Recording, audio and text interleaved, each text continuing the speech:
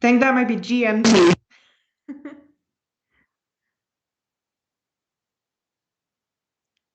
You might be thinking of GMT, Greenwich Mean Time.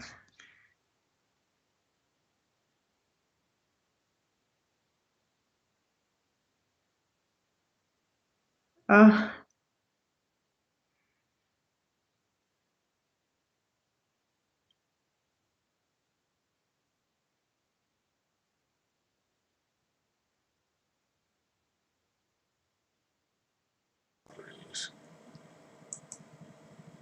There you go, blue snowball. Check 1 2, check 1 2. Let's do that all over again, ladies and gentlemen, because my mic for some reason was not activated. I hope this doesn't happen in every scene. I hope now that my mic will be in every scene. Okay. I can hear you. Now there's audio. Okay, let's start this over one more time. Okay. What is going on, ladies and gentlemen? Welcome to a brand new episode of VR 365. I am here live. It is Sunday. It is November 7th, and I hope everybody has set their clocks back. Daylight savings time is in effect. That, of course, is DST, Daylight Savings Time. But guess who we have today on our program? It is GST, Gaming Science Teacher. She is in the building. And what we're going to be doing today is we're going to be talking all about the metaverse. And of course, we're going to be talking about the meta man. The meta man, our guy, Zuck. In Zuck, we trust. Do we trust Zuck? And maybe the biggest question of all, gaming science teacher, have we ever had a friend like Zuck? Have you ever had a friend like Zuck? What do you think about that? yeah, he's an interesting guy. He's got some big ideas. Where would we be without Zuck, without Facebook Meta? But you're right. Do we trust him? What's going to happen? It's definitely very interesting. Yeah, the thing about, like, the whole thing about Zuck, really quick, and let's go ahead and switch to a different kind of a viewpoint here. Hopefully my microphone will still be working. I'm going to try switching. And yeah, it does look like my microphone is working, but something is screwed up now with the camera over here. Okay, but there we go. Yeah, it's just OBS drama, right? OBS drama does happen. So the thing about Zuck that I think is interesting is, like, he's one of the richest people on planet Earth, okay? Like, I don't know where he ranks in the list if we were to actually, like, Google search that. Like, is he like the 98th richest person in the world? I don't know, but I know he's pretty freaking high on the chart, right? And isn't it amazing that one of the wealthiest people on our planet just so happens to be a VR nut job? Oh man, it keeps switching, so I'm going to switch back over here. The dumbass, what do you call it? I forget what it's called. But anyway, isn't it amazing though that, like, one of the richest people on planet Earth happens to be a VR nut job and an AR nut job? Now, he might have some ulterior motives in terms of, like, privacy and, like, monitoring every little thing that we do from a monetization standpoint. But we've never had a friend like Zuck, right? We never had a friend like Zuck. Yeah, that's actually really interesting. I think that you say, someone who has the resources just so happens to be a VR nut job because a lot of people think of Facebook or now Meta and they think of the social media platform. And a lot of times when they talk about, even if they are talking about, well, all the things that Facebook has bought and acquired, they'll list Instagram, they'll list WhatsApp, and they'll forget to even list Oculus. And it's like VR thing. And no, they don't realize that Zuck is all in on VR. He's a nut job. He's an enthusiast, kind of like us. And it's, on the one hand, really cool that he wants to make this stuff happen. He's pushing all the chips in on making the hardware accessible and growing the platforms. So it really is interesting that someone who happens to have the resources is really into this technology. Yeah, yeah, and because like I mean we can think bad about everything like the whole Facebook thing. I mean there's so much negativity, right? That's surrounding Facebook at every juncture. But at the end of the day, like I don't like when I think of Zuck and like what's going on inside his brain, like I don't believe that he is like this mastermind evil warlord guy that is like planning all this nefarious activity, right? I believe that he genuinely thinks that he's doing good for the world, and it's like, connecting people and all this, it's all about connecting people. And I also believe that there is a big part of him that is driven by wanting to be successful and wanting Facebook to be one of the most valuable companies and wanting the stock to continue to perform very well, and people are making tons of money off Facebook. Like he wants to be like on the cover of Time magazine, and but you know what I mean, like all CEOs that they get addicted to this success and being like one of the billionaires that's out there. And so I know that he's into that to a certain degree, but I don't think he's like has all this like evil intentions that's going on. But there is in some aspects, I think he like conveniently ignores certain things because it's great for their business model in the future, but it might not be great for like privacy and that sort of thing. But this guy's a straight up nut job. Like if we had like how they have these different communities where they have VR meetups, and they'll like everybody that's into VR that lives in Houston, we're all going to meet at this restaurant or something. There's different communities that are scattered around the country and around the world, of VR people that are hardcore VR enthusiasts. And like if Zuck wasn't a billionaire and wasn't the leader of Facebook and all that, and if he was just like some regular normal person, but he was still like into the stuff that the way that he's into it, he might be like a member of one of those groups. Like he's that much of a, like when you hear him talk about the metaverse and when he talks about every little aspect of it, he's 100% sold, and he's 100% in. And what do you think about that? Like, do you believe like if you were to try to get into his brain, do you believe that he does have all these evil intentions, or he just wants to be like hyper successful? That's a really good question. What would it be like to be in Zuck's brain? That might be kind of scary. But I mean, and obviously you can only speculate so much about a person that you've seen a few snippets of on, on a video, and you've never met in person or anything like that. But I agree with you that I don't think he's, has malicious intent, that he's, sitting there like some kind of an evil villain thinking, I'm going to dupe all of these people, and I'm going to rope them into something and exploit them and do bad things to, to make money or to achieve any kind of a goal.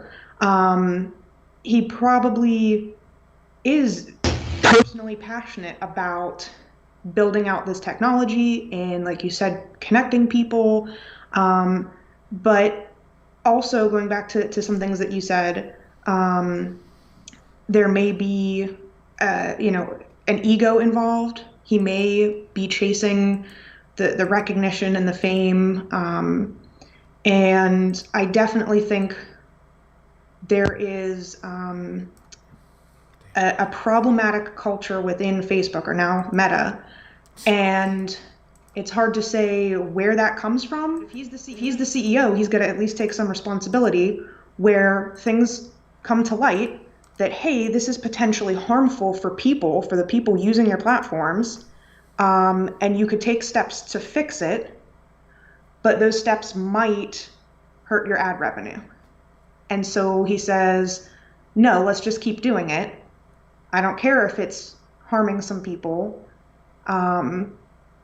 or someone brings to his attention, hey, this might not be great for consumer privacy. You could do something about it, but again, it might hurt your ad revenue. And he says, no, let's just keep doing it. So whether it's the fact that the social platforms can, mess with young people's minds, spread misinformation, spread harmful conspiracy theories, or whether it's people using the headsets and their privacy isn't protected, their data is being used in ways that they may not have consented to. Meta doesn't seem to care that much. They just want to push on forward through it. And like I said, whether that's coming directly from Zuck or not, as a CEO, he has to take some responsibility for it. Yeah, it's unfortunate because like if you're a publicly traded company, that's the thing. So if you're publicly traded, you have an obligation to your shareholders. That's the way it is. The company is divided up into all these little chunks, and the chunks are sold off to raise additional capital to do the things that you really want to do as a company when you go public. And so once you have shareholders, you are beholden to these shareholders, because random Joe Blow shareholder buys your stock on such and such a day, and they're expecting over the course of months and years that is going to appreciate at some point. And you have to be, Zuck and the management at Meta, they have to think about these shareholders with every decision that they make. They have to think about the random guy that just happened to buy at this time and happened to buy at that time. Yeah, there's people that bought the stock 3 years ago and the stock has doubled since then and they're all very happy. But there's also people that just bought the stock a couple of weeks ago and the stock has plunged dramatically and they're not very happy. They have to think about these shareholders.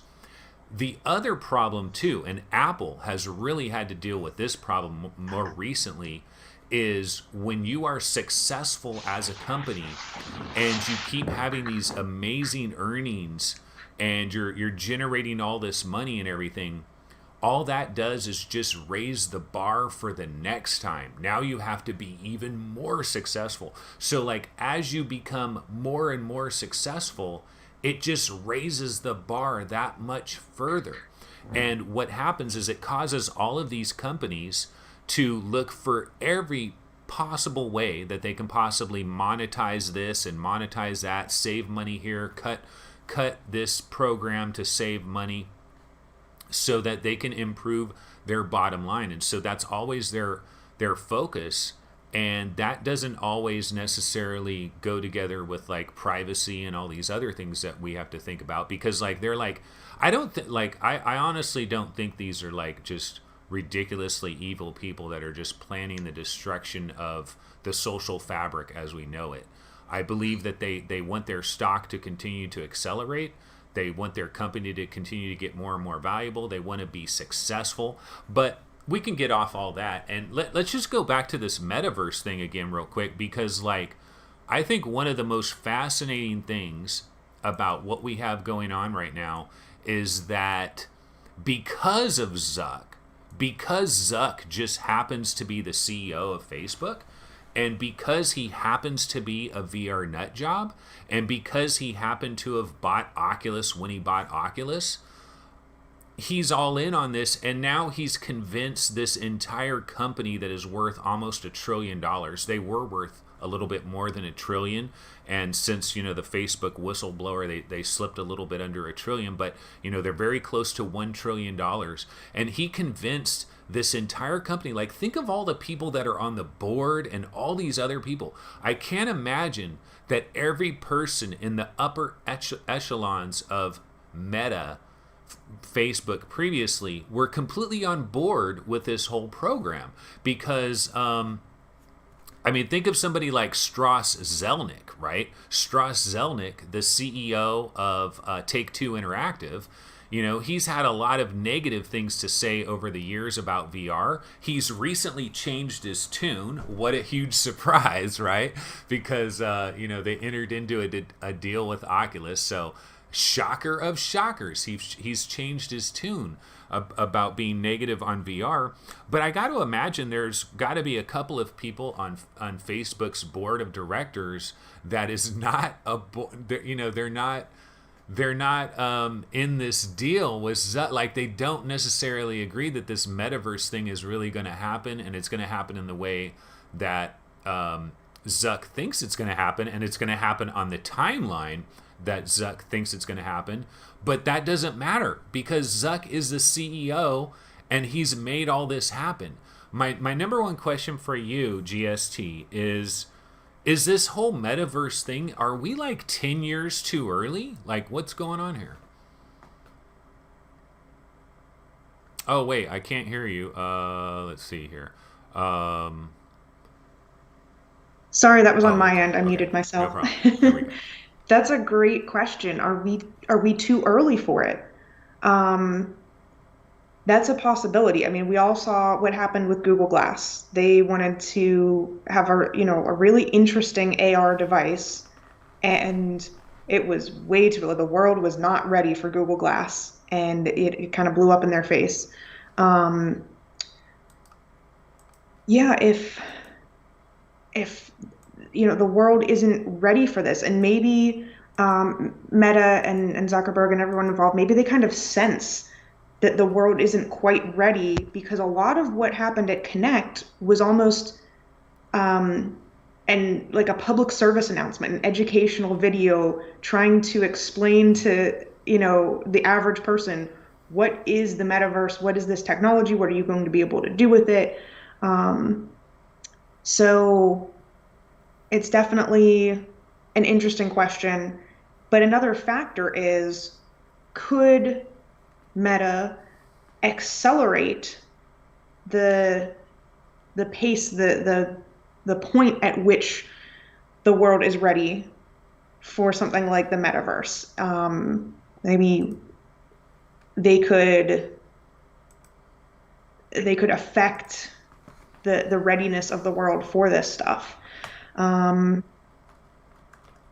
I'm not sure. I'm really interested to see what happens over the next 5, 7, 10 years, and see how it all plays out.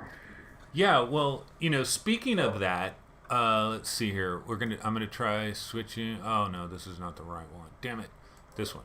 Okay, and of course your thing is super tiny. God, this is, I'm telling you, technicalissues.com, folks. Technicalissues.com. So this is this little webinar thing that I'm using here for like multiple people here. But like, this is Forbes. What is the metaverse, and why does Mark Zuckerberg care so much about it? But let's see here. There's other, like, there's all these different websites have these questions. What is the metaverse? And what is the metaverse? And do I have to care? One part definition, one part aspiration, one part hype. Like, this is all, like, that's the amazing thing that has happened here. This is one of the things that I was telling Wall Street. What is the metaverse? The future version for the internet. And this is one of the things that I was saying on what do you call it? Next Dimension podcast. I was saying that I think the biggest news that we've had in all of like this last month or so, like, forget about Cambria, forget about even like San Andreas, forget about the Pimax and all this stuff. This metaverse thing, this dwarfs everything, because VR and AR, like, in the public eye, VR and AR wasn't like everybody's talking about VR and AR. VR and AR had its thing like a couple of years ago when it was exciting, and all the venture capitalists were just throwing crazy money at it, and everybody thought it was going to take over.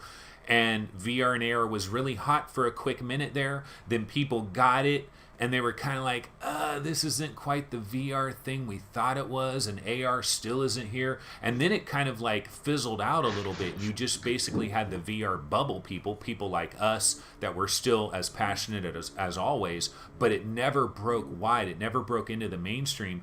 And talk about it kind of died down. In terms of like the venture capitalist investment, that died down tremendously. It freaking fell off the map. And now, not only is all of that back, but it is bigger than ever.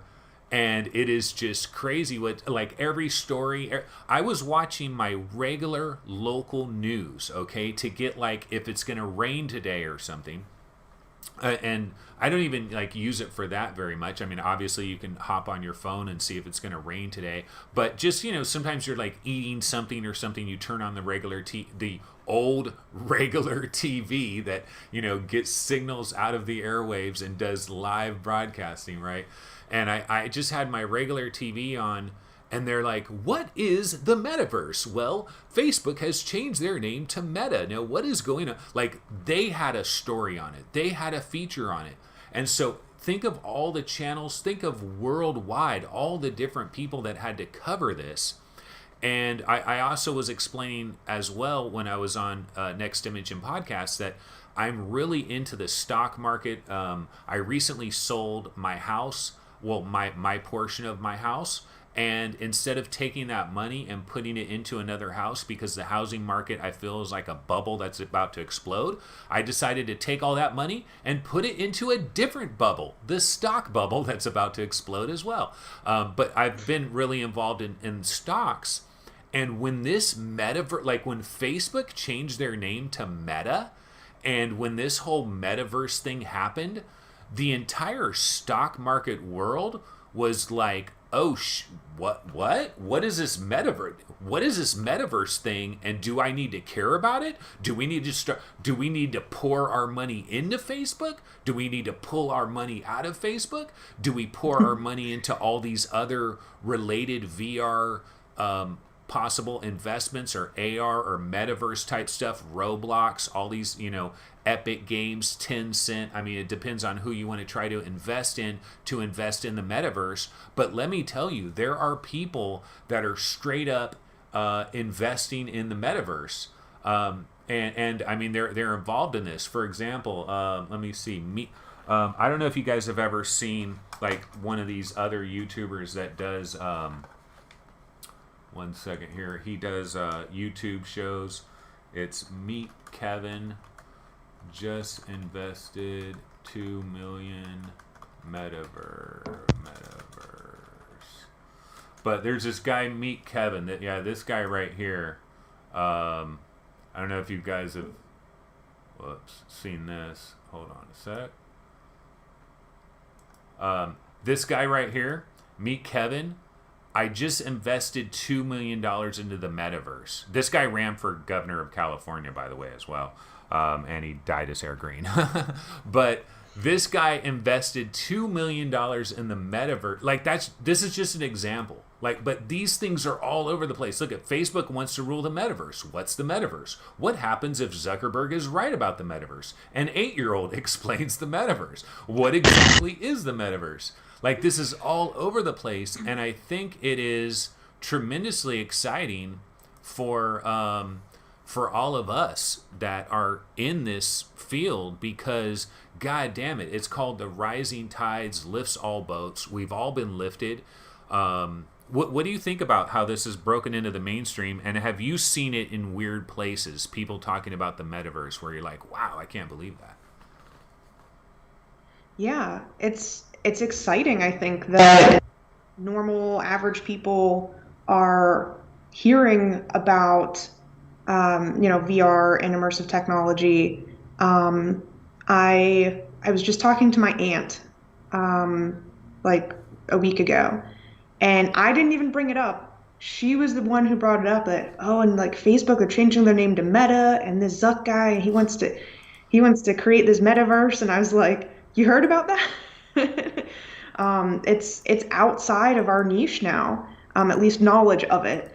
So that's really cool. And I think it's inevitable. Like you brought up the real good question of, is it too soon? Is this not going to happen for another 10 or 15 or 20 years? That's possible, but it is inevitable that we're going to have AR smart glasses replacing our smartphones, and then everyone's in the metaverse. Everyone is using this technology. So do I have to care about it? Well, yeah. People were asking that when smartphones first became a thing. What's with these smartphones? Do I have to carry one? Can I just not use my old landline phone at home. Um, Same with the internet, What about I this was though? a Isn't kid. there a danger? Because like basically he's saying like we're all about the metaverse. These are the things that are going to happen in the metaverse.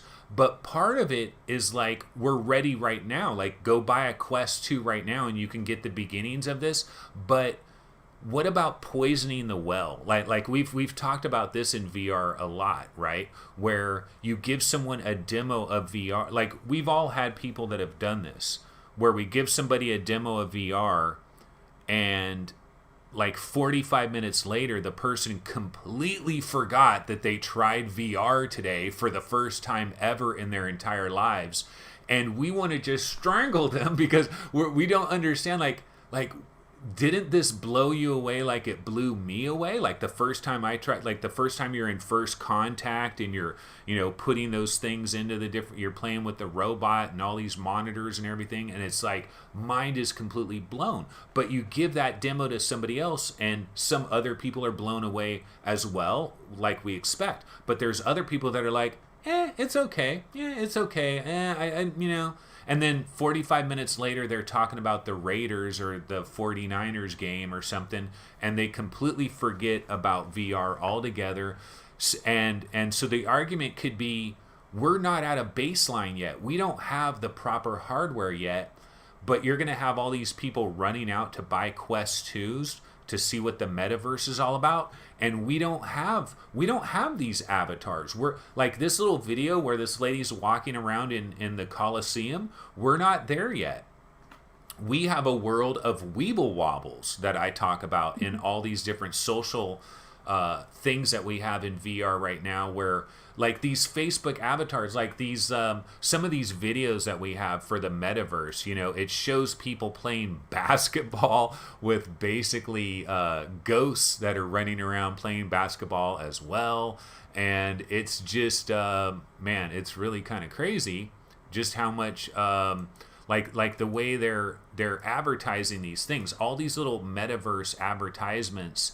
They're showing people that are in the space physically, and then they're showing other people that come in as basically like holograms. What do you think also though about these trailers and about like the Magic Leap trailers that we used to see? Shouldn't there be some like little subtitles on the bottom that says this is just an artist's rendering of what we think the metaverse might be? Like I didn't see these warnings. Yeah, that's interesting. I saw a number of criticisms of some of the different things that they showed at Connect, um, that were obviously completely concept. And it's hard to say for, an average person who's not an enthusiast, who's not in the VR world, what their perception would be. Would that confuse them? Because for me, and obviously I'm deeply embedded inside the VR bubble and community and niche, I saw them and it was really obvious to me that they were just concepts, that they were not, this is something that you can do today or something we're going to release and you're going to be able to do starting next year. That, like the woman and her granddaughter, and they're wearing just regular looking glasses like this, and yet they're looking at, Saturn and its rings, like they're standing right next to them. Yeah, with a Um, ginormous, incredible FOV that has no problems whatsoever, right? right. And that just seemed obvious to me that that was just a concept. But then they did mix in other things that seemed more like, hey, you are actually going to be able to do this starting early next year, like with the new, they're going to call it the home environment in the Quest Horizon Home. And that looked a little bit more like yes, this is actually something that you're going to be able to do very soon. So it was easy enough for me to parse out what they were showing as, um, a actual experience versus just an artist's concept for the future. But it could definitely have been confusing for others, and it's hard for me to get a sense of that because I'm so so deep inside the VR niche. Do you think so? this video, I'm not sure if you're seeing the, because it's delayed for you a little bit, but I have this video on where it's like social in VR, and it's like there's a robot guy, they're like playing poker or whatever, and then there's a couple people that are basically there as holograms, and they kind of have this like bluish outline to them a little bit. But my question for you is like these like ghost image people that you see with these like blue outlines, which would be beyond, this is even beyond like the avatars that like they show, the like their advanced avatars. Like this is beyond that. And my question to you is, what year are we going to have avatars that are that good? Like 20 years from now, 30 years from now, 10 years from now, 5 years from now? I mean, there's lots of different opinions, right? What do you think? Yeah, that one is a head scratcher for me sometimes because if you're wearing a pair of AR glasses, assuming that that kind of like bluish hologram looking thing, assuming that that's real time imaging of your face and body, how's that being captured? Do you have to have some sort of an external camera set up or other devices or sensors that are capturing, real-time image or video of your body and face to then be projected as a hologram to someone that you're interacting with? Or is it just a pre-made avatar and using, built-in cameras and sensors on your headset, and it's just, like this guy that he's playing chess against. It looks completely photorealistic. So is that just like an incredibly advanced avatar? And if it's an avatar, it could be a ways away because I know they are developing these codec avatars. It's Dr. Yasser Sheikh who is like heading up that research at Facebook Reality Labs, or I guess Meta Reality Labs, whatever they're going to call it now, in Pittsburgh, where they have rooms with like a bajillion high resolution cameras, and they have made no mention of implementing that. They've got the kind of cartoonish looking avatars in Horizon and available for developers to use in their apps, and they're like on a branch to improve those avatars with the lip syncing and the trying to do realistic looking eye movements even before they have eye tracking ready. And it's like the codec avatars are way on the back burner, so I get the impression that they need a lot more time before they're even close to ready for the general public to use. Yeah, yeah, it's hard to imagine because like their advanced avatars, like if they somehow had videos showing their advanced avatars instead of these like blue these blue things that these like slightly blue ghosts that are in all these different videos, if it was like the advanced avatar people sitting there playing chess and you could tell they're slightly polygonal in a way but really good as well, then you're like, oh, okay, yeah, in about 7 years I can see this as a possibility. But when they show these like blue ghost things, like that's like 20 something years away potentially. Now, in terms of how are they going to do this, well, they talked about in Project Cambria, like there's now going to be eye tracking and facial muscle, facial tracking, facial muscular tracking. And I don't know if we got an announcement, like there were different opinions about whether or not there's going to be some type of full body tracking potentially in Cambria.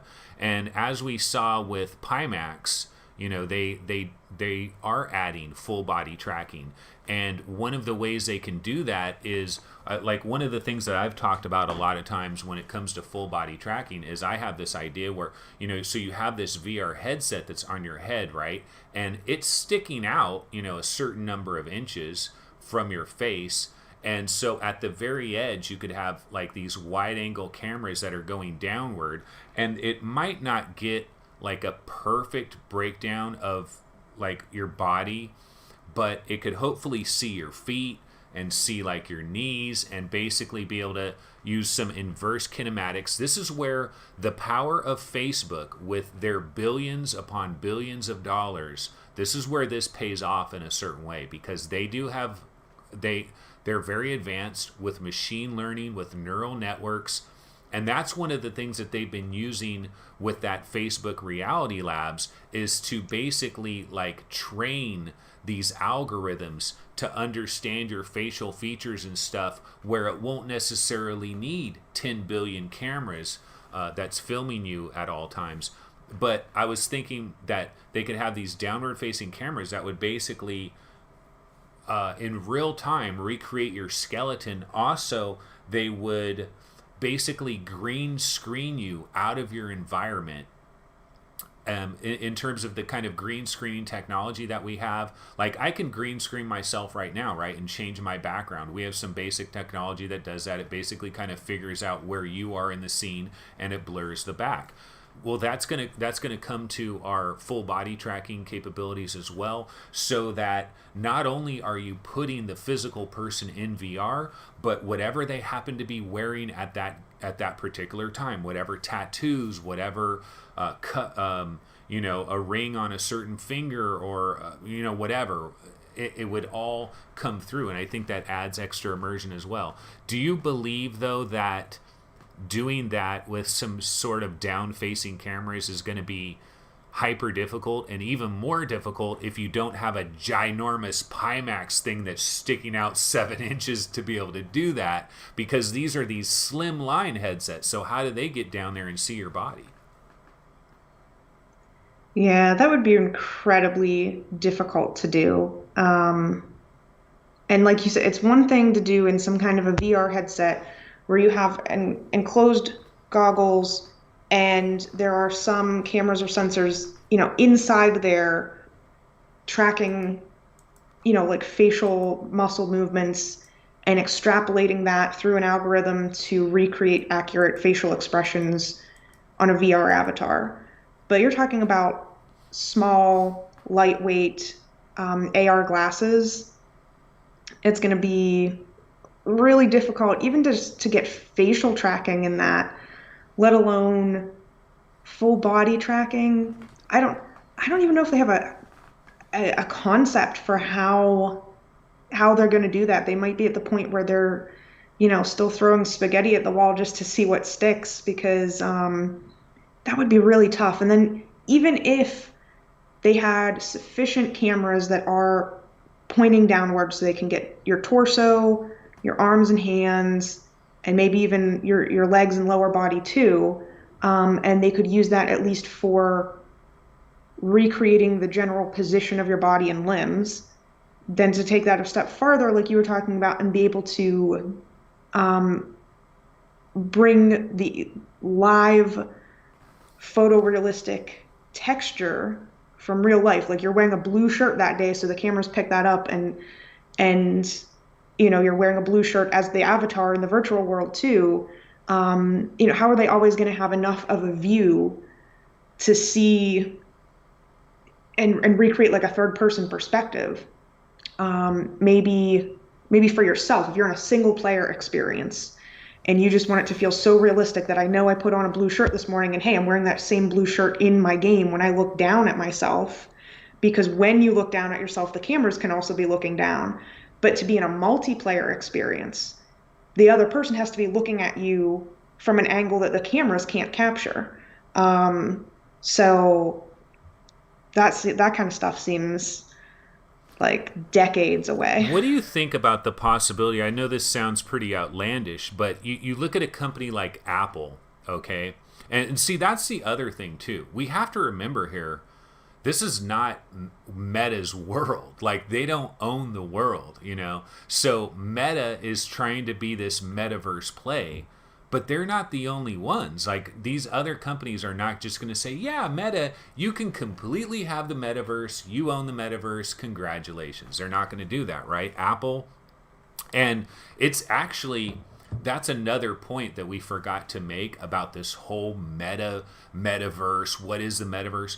Another great thing about that, like just having this come out and be out there in the open, is all these other people are now saying, Apple, what's your metaverse? Microsoft, what's your, Google, what's your meta? So there's people, there's shareholders, there's people on the boards of these different companies are like, wait, do we have a metaverse strategy? What's our metaverse strategy? We can't let Meta, Facebook run away. We can't let Zuck run away with this.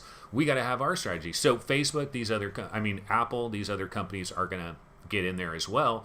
And with Apple, one advantage they have is with these Apple stores.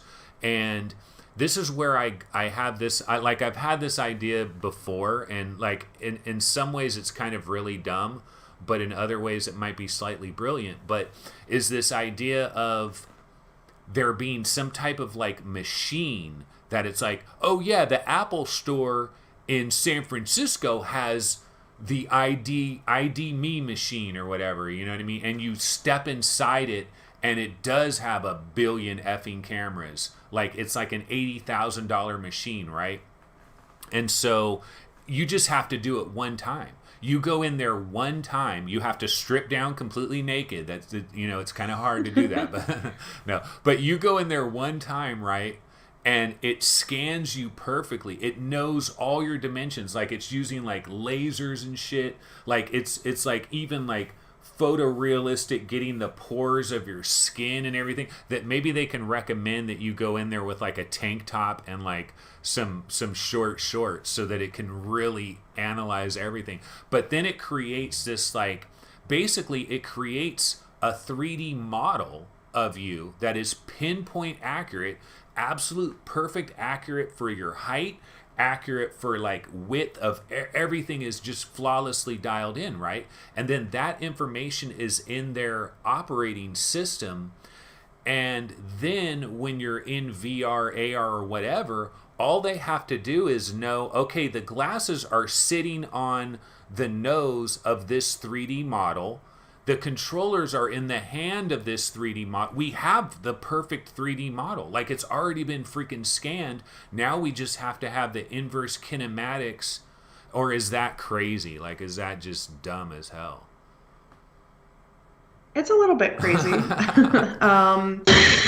But I could I could see a place where you would go to get a one-time scan. I don't know that it would be as detailed as you described, because you could invest a lot of resources into making it that accurate. And like you're gonna like get in there in like your bathing suit so that it's got the most information that it can, and hyper realistic, high tech, because there could be something less resource intensive to come up with and make and deploy that might be good enough. But I could see that as a possibility. It would have to be coupled with an option for do it yourself at home, because no matter how they deploy these things, they're not going to be accessible to everyone. If you're living in a rural town in Idaho, there's probably not going to be a retail location with one of these machines. So they're going to have an option to do it yourself with, like a smartphone camera at home. But if you want the nicer version, you can go to a physical location and get yourself a scan. The using that model and then just doing inverse kinematics on it, well, if the only tracking data you have is where the glasses or headset are and where each hand is, you're still missing information about your hips and your knees to do the lower portion of your body. Again, if you're using cameras, maybe there's enough information to piece together to get it to good enough. So it's not a totally crazy idea.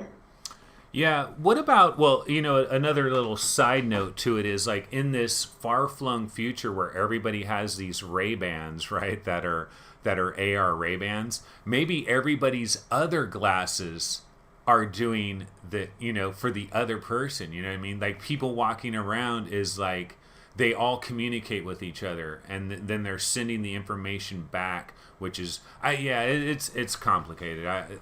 It's probably No, that's because I think if we went to some type of external sensor, I think that's a bad idea, like an external Connect or something. And people talk about, oh, there will be an app on your phone, and you just prop your phone up and lean it against something to make sure it can see you, and then it'll like. I always feel like any little add-on, any little accessory like that, you've already lost. It's already game over. No, think of something different. Because if you have to have some little doodad somewhere, you've already screwed up.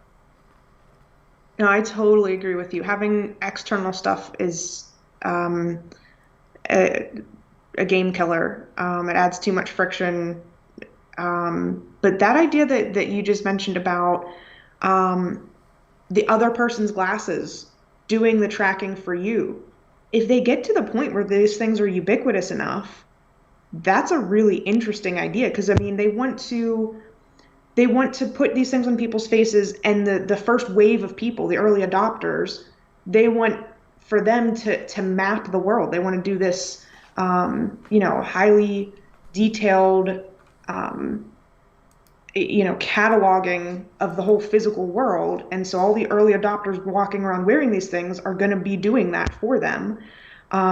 So why not also leverage, all the glasses that you have out there to be the external tracking for the other people they're interacting with? I mean, again, you'd have to have enough people wearing them out there, but that's a really interesting idea.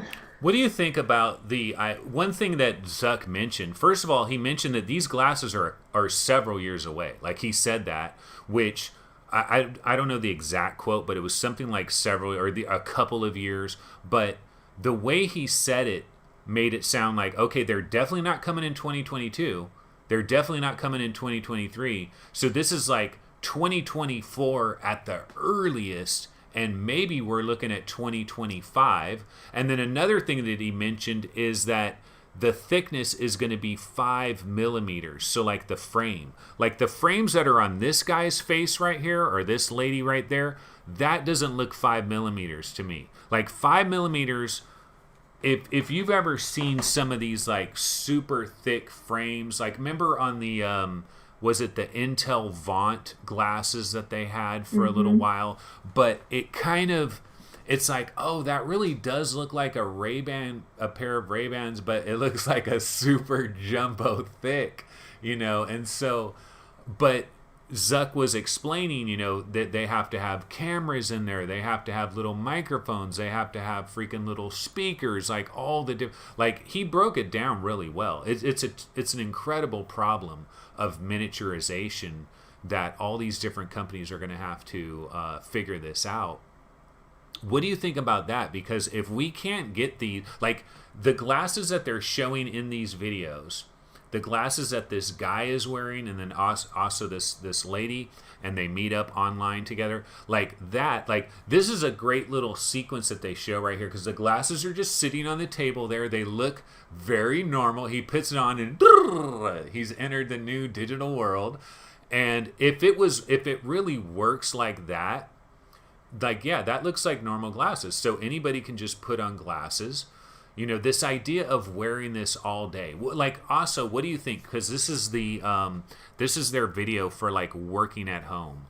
And what do you think about this? Again, I feel like, God, this might be like, this video is being shown like 15 years too early, because I don't think we're going to have these form factor glasses with just unlimited FOV, because the way they're showing it here is like FOV is completely unlimited. So it covers your, like, wherever you can look is your FOV, basically. And, like, I don't know, man. I like, because it seems like VR itself is like 5 years. I mean, AR itself is 5 years behind VR. And that's just to get to, like, basic, crappy AR. That's just the beginning. And then now that you have crappy AR, now you try to, over time, shrink it down and get it to the point where it's actually viable like this. I just feel like this is so far away, man, and they jumped out so early with this. Maybe it's because of, the whistleblower and all that. Maybe this was all planned. Like, yeah, we're going to change our name. Yeah, we are going to go, yeah, we're pivoting to the metaverse. But maybe the plan was like none of this stuff would have been revealed until spring of 2022. But maybe they moved it all forward because of all the scandals and all that. Yeah, this video is interesting. Honestly, this video was exciting for me because this kind of AR glasses, I'm eager for it, and it's definitely a long ways away. But I think what they're trying to do is just get the idea across to people because it's very difficult to just explain it. It's difficult for some people to see what is the value in AR in pursuing this technology without seeing, because eventually we're going to get to this. You can see in this video how this technology is the next smartphone. So when you mention AR to, maybe just an average business person who's not a techie, and they say, why would you invest in AR? Why do you care about it? It's some weird niche tech thing. And then you say to them, what if I told you it's going to be the next smartphone? Then it might click for them. And this video kind of demonstrates that. As far as when it's going to happen, like you said, Zuck went through all the things that have to be miniaturized and fit into a very small pair of glasses. And I think one of the biggest hurdles might be battery, because if it's designed to be worn all day, like 15, 16 hours a day, and then you just charge it overnight, where are you going to fit a battery on that thing that can last for that long? So miniaturization of battery is going to be a key technological breakthrough needed before you can even get to this point. Yeah, I could see in defense. Well, I mean, I know this would sound dumb, but I could see this happening in the early years of AR. Is like you would have two pairs of these. You would have to like switch to. It's like one of them's charging, and then so you would basically one of them would always be charging. So you'd have two pairs. And so as soon as one of them dies, you put it on the charger thing. You're using the other one. When that one dies, you switch. So you basically chop it in half and you have, yeah, I know it sounds dumb, right? But I mean, like, I agree with you. I think the battery is going to be a tremendous problem unless they're covered with solar panels and you're walking around outside all day and it charges up. No. But the other thing too is like, so you're wearing glasses right now, but I don't wear glasses. And I have had glasses for like nighttime driving, or for like really, like I had problems like seeing like signs really far away at one point, and I got, or nearsighted, farsighted, whatever, and I got glasses for that at one point. But I eventually I literally like stopped using them, and my eyes got better, and I could see these far away signs. And so I really don't. The only time I ever use glasses now is like if it's like 3 a.m. and I'm gonna drive to Los Angeles so that I could blaze 100 miles an hour down I-5 with nobody awake. And at that point in time, yeah, I do need some glasses because it helps me see a little bit better at night. But I don't wear glasses. And so my concern is this. I don't know that I want to freaking wear one of those things all day, man. So like, doesn't that just ruin this? Because like, here's another thing. I've got to do a workout routine. One of the reasons this episode is kind of early today is because this is one of my workout days, and it's like, I hate it. I hate doing freaking workouts, but I do 3 of them a week, and Sunday's one of them, and I gotta deal with it. But I was just thinking, like, when I'm doing my freaking exercise thing, there is no way that I would want anything on my face, because you're sweaty and stuff, and I just don't want anything. Like, I don't like rings on my fingers, no chains, no jewelry, nothing. I don't wear watches. I don't like things on me. And so the idea now, putting one of these pairs of glasses on because I'm going to enjoy some freaking amazing ass experience where there's like aliens coming into my room and there's like little monsters on the ground and I got to shoot them, or I'm like, going through a cool AR environment for like 45 minutes, for maybe 2 hours even. But like the idea of wearing these glasses all damn day, of course you wear glasses. So how much of your day are you wearing those glasses? Is it pretty much basically all day, or like do you sometimes walk around with them at not on? Do you ever use contacts? Like, what do you think about that? Yeah, that's a really interesting question. And I I don't have prescription glasses. These are actually just blue light blockers. Ah, Now, if I actually went and had an eye exam, I might actually need glasses, but I've been putting off doing that. But these have no prescription at all. They're just blue light blockers. So it brings up a really interesting question is how much do I tolerate these when it's not that I need them to be able to see?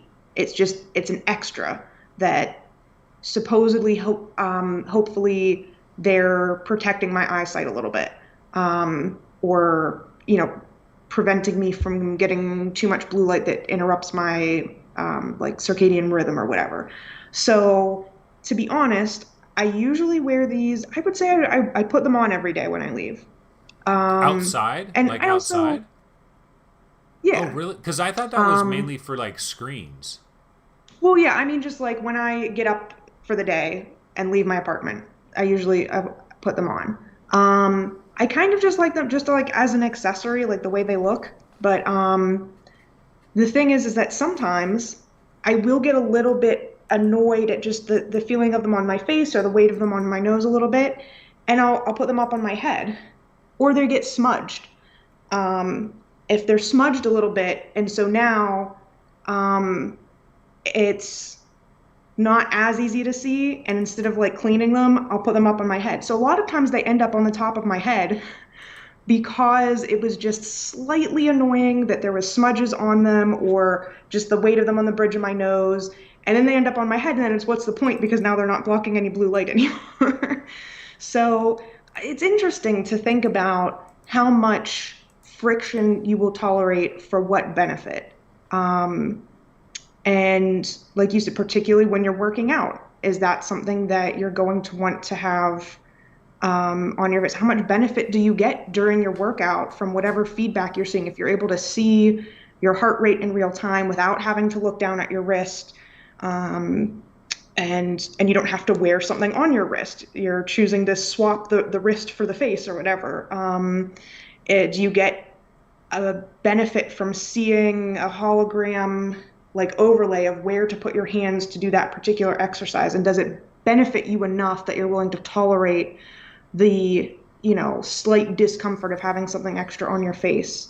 Um, it's a really interesting question. And I think once we get to the point where AR is good enough and companies are really going to start to have to, do like the cost benefit analysis of how much technology can I pack into the thing if I make it a little bit heavier or bulkier versus will people like it more even if it has less tech in it, but because I'm able to make it smaller and lighter. So, Yeah, yeah, it's going to be an interesting conundrum. I mean, the good news is we're a long ways away from that problem, like actually becoming like a real problem because, we're just not there yet. And I mean, that goes back to this whole metaverse thing possibly being 10 years too early is like a couple of years, because a couple of years from now, it's not going to be that much different than it is right now, I think.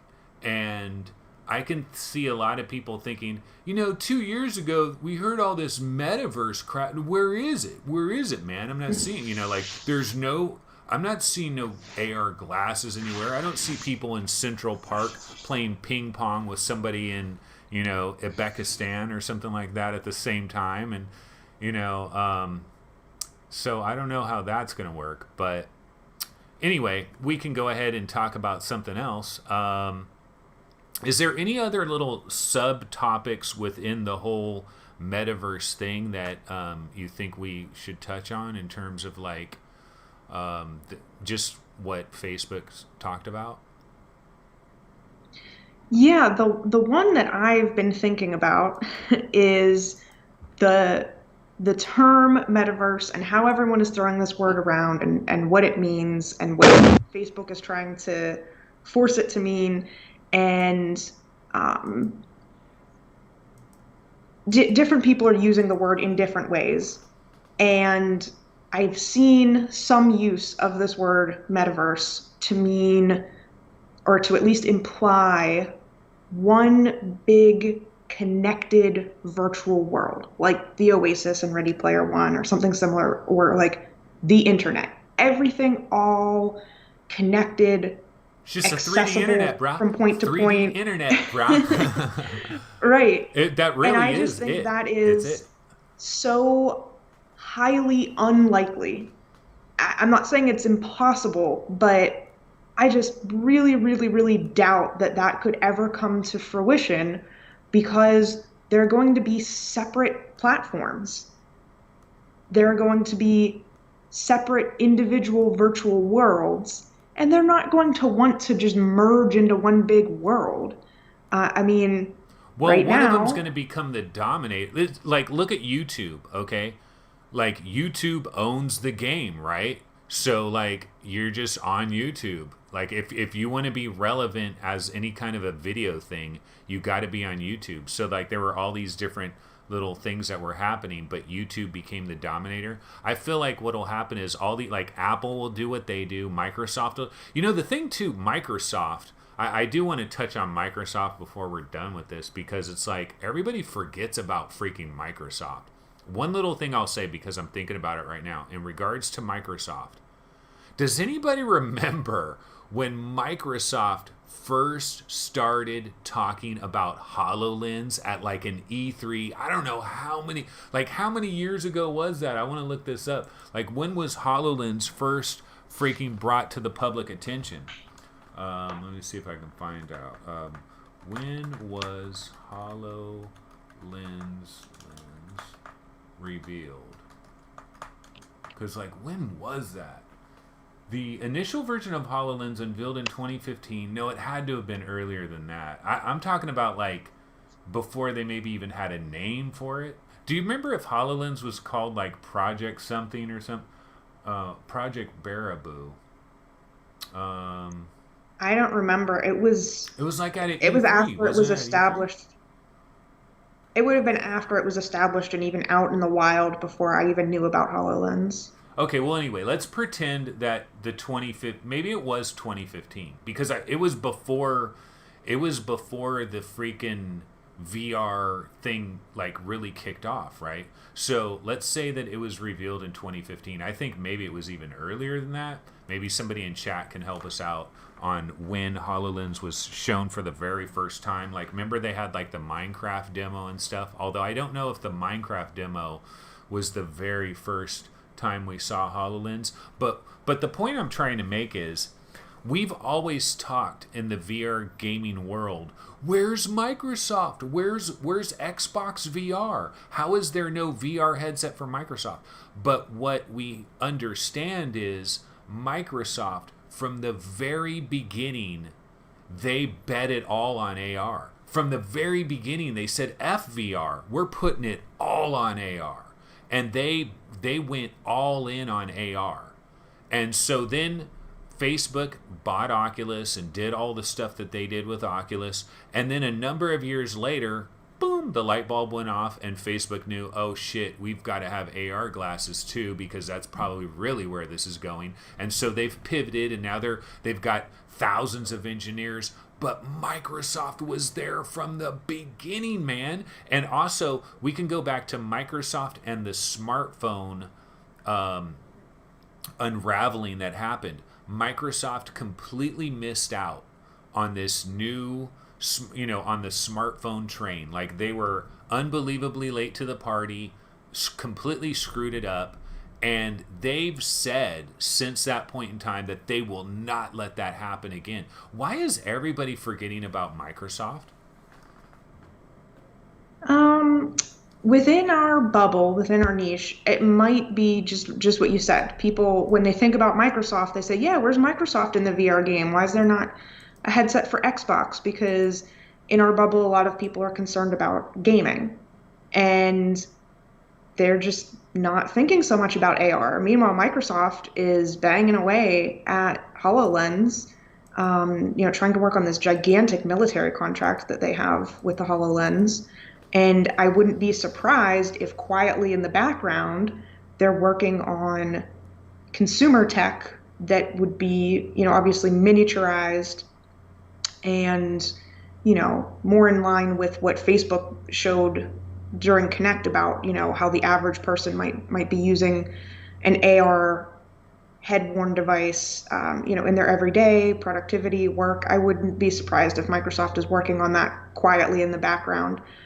We haven't really heard any mention of it or seen any signs of it, but and I hope they are, because I want there to be competition. I wouldn't want Facebook to be the only option you have for AR glasses. It'd be nice um, to have different options and have competition.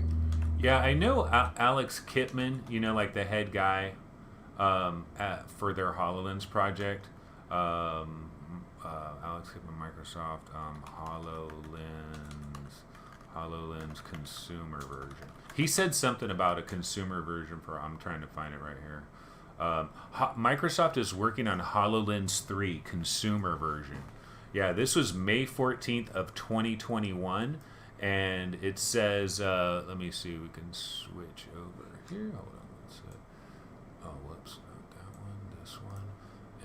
Yeah, And and Will in the chat is mentioning Mesh, which they revealed early this year, maybe it was last year, where they are trying to bring things in. They've got that they're connected with alt space, so someone in alt space can be sharing a virtual experience with someone wearing a HoloLens, and they're trying to get this crossover so that, even if right now today you don't have access to a HoloLens, you can still interact virtually, via alt space. And I think they're working on trying to get, just 2D phone apps to be connected through this mesh platform. yeah, it says in an interview with Bloomberg's Microsoft's head of mixed reality, Alex Kipman answered some questions about the present, blah, blah, blah. He said HoloLens is currently targeting first line workers who need their hands free, and that 60% of Fortune 500 companies are trialing or using mixed reality. He said Microsoft, da, da, da. I know he says at some point, though, he says, let me see. Importantly, Kipman confirmed that Microsoft is working with competitors in the space, such as Niantic and Epic. Niantic, they actually have part ownership of a company that makes waveguides that is a private company. But at one point here, he said something. Kipman did also confirm that besides targeting industry, Microsoft also felt a consumer device was important to make mixed reality a success overall, but that this device needed to show a massive improvement over the current HoloLens. Yeah, so they're working on it, and I can tell you that they're working on it even harder than they've ever worked on it before. Now that this Metaverse announcement, like they know, like, oh shit, these guys, because they know that Facebook's all in, so they got to deal with that. But they were working on it way before. Like, you would think they would have an advantage, in terms of they bet on AR they bet on AR exclusively when everybody was like, nah, let's do VR. And they were like, no, we're going to do AR. You guys do your VR, have fun with that. We're doing AR. And all they focused in on AR. And we're talking Microsoft. They've got billions for research and development. They've got great AI, machine learning, neural networks, all that stuff. Great engineers there at Microsoft. So I don't know. I'm just saying. But the thing is, we've seen all the HoloLens designs, and none of them are looking anything like any Ray-Bans. And so Facebook has this idea of 5 millimeter thick, and I'm just wondering if Microsoft is like, nah, I just don't think that's going to work. It has to be a bigger headset. It has to have more space for the electronics and for all the different things that are going to be involved with it. But anyway, people are forgetting about Microsoft. But what was I talking about before I went down the Microsoft road? Can't remember. I was talking about metaverse and whether that means one big interconnected Oh or yeah, that, yeah. there's different platforms.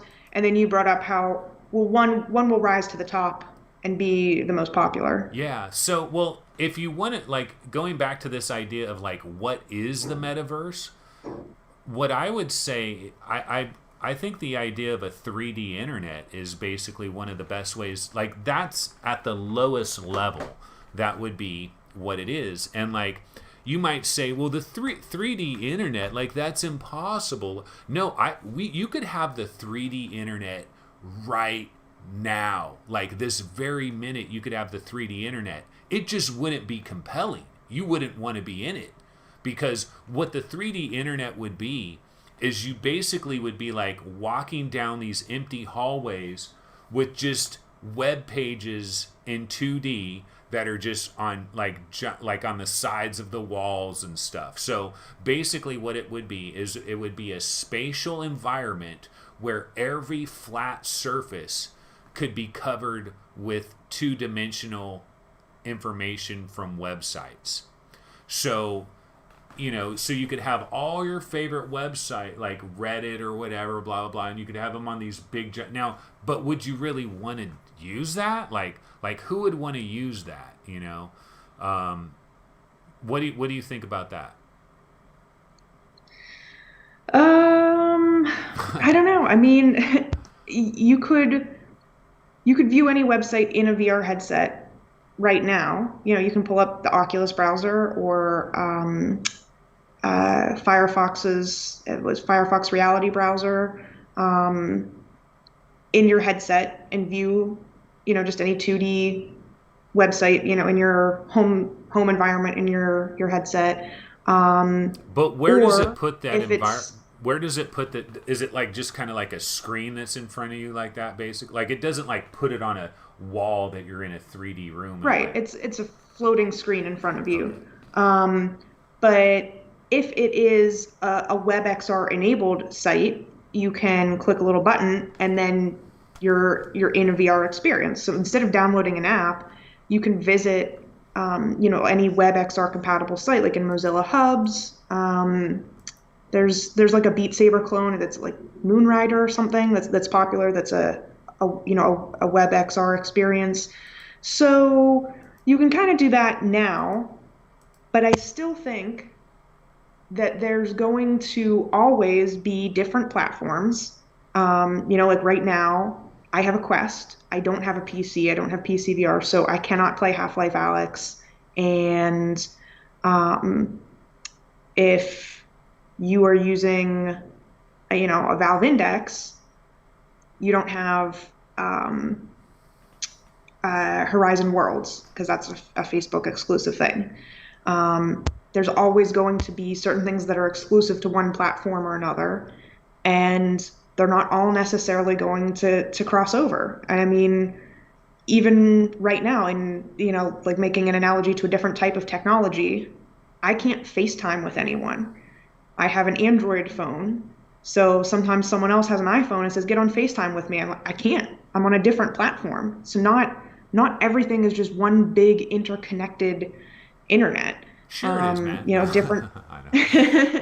there are different platforms and they're not always going to want to share or play nice with each other. There'll be some ways to interconnect and cross over between things, but I just don't see there being one big metaverse. So it seems a little bit, I don't know, it Well, just seems a think little of bit all the different. disingenuous the way some people use the word. Yeah, I mean, think of all the different like all the different websites that exist.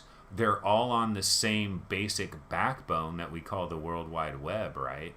So like, but you go to these different websites and they're, whatever they have there is their own thing, but it's all on this thing. So maybe it'll be Yeah, a scaffolding like that where it's basically like everybody builds their own little private metaverse, but it's built on this like base level idea, and then eventually there will be one that is just better than everybody else, and it's just, and everybody's like, oh no, this one's the, like, it'll be the dominator, and then what'll happen, maybe even a government will have to step in and say, this is going to be like a public utility thing. Like, we're taking this is, I don't know how the company gets compensated for that, the one that creates the killer app version of it, but they might say, hey, we're going to use this whole baseline to create, and then everything's going to be created off of this.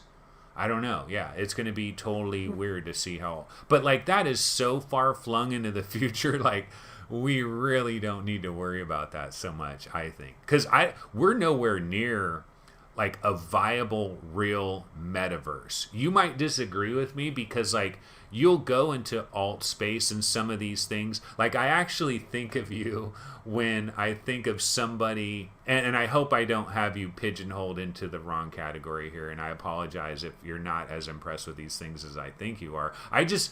It's not that I think that you're super impressed with like these little weeble wobble experiences that are going on, but I think that you love the connectivity of being in a shared place with another human being and just what that entails.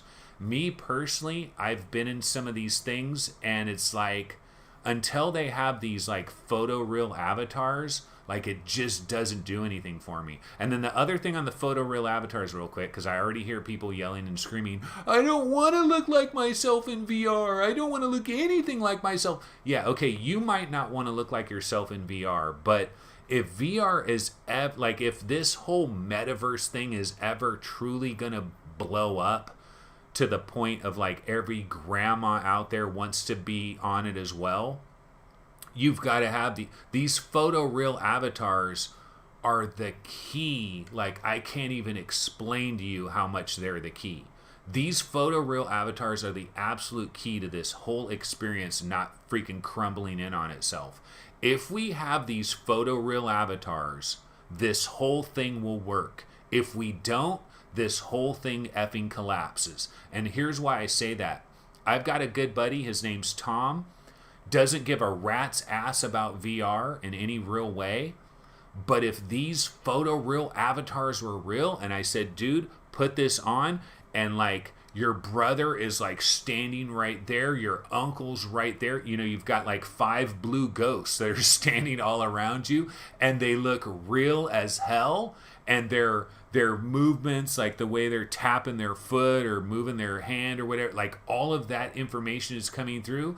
That is an effing game changer like none other. It is defy distance. That is like, defy distance. They need to go back to that at some point, because that is really what this is all about.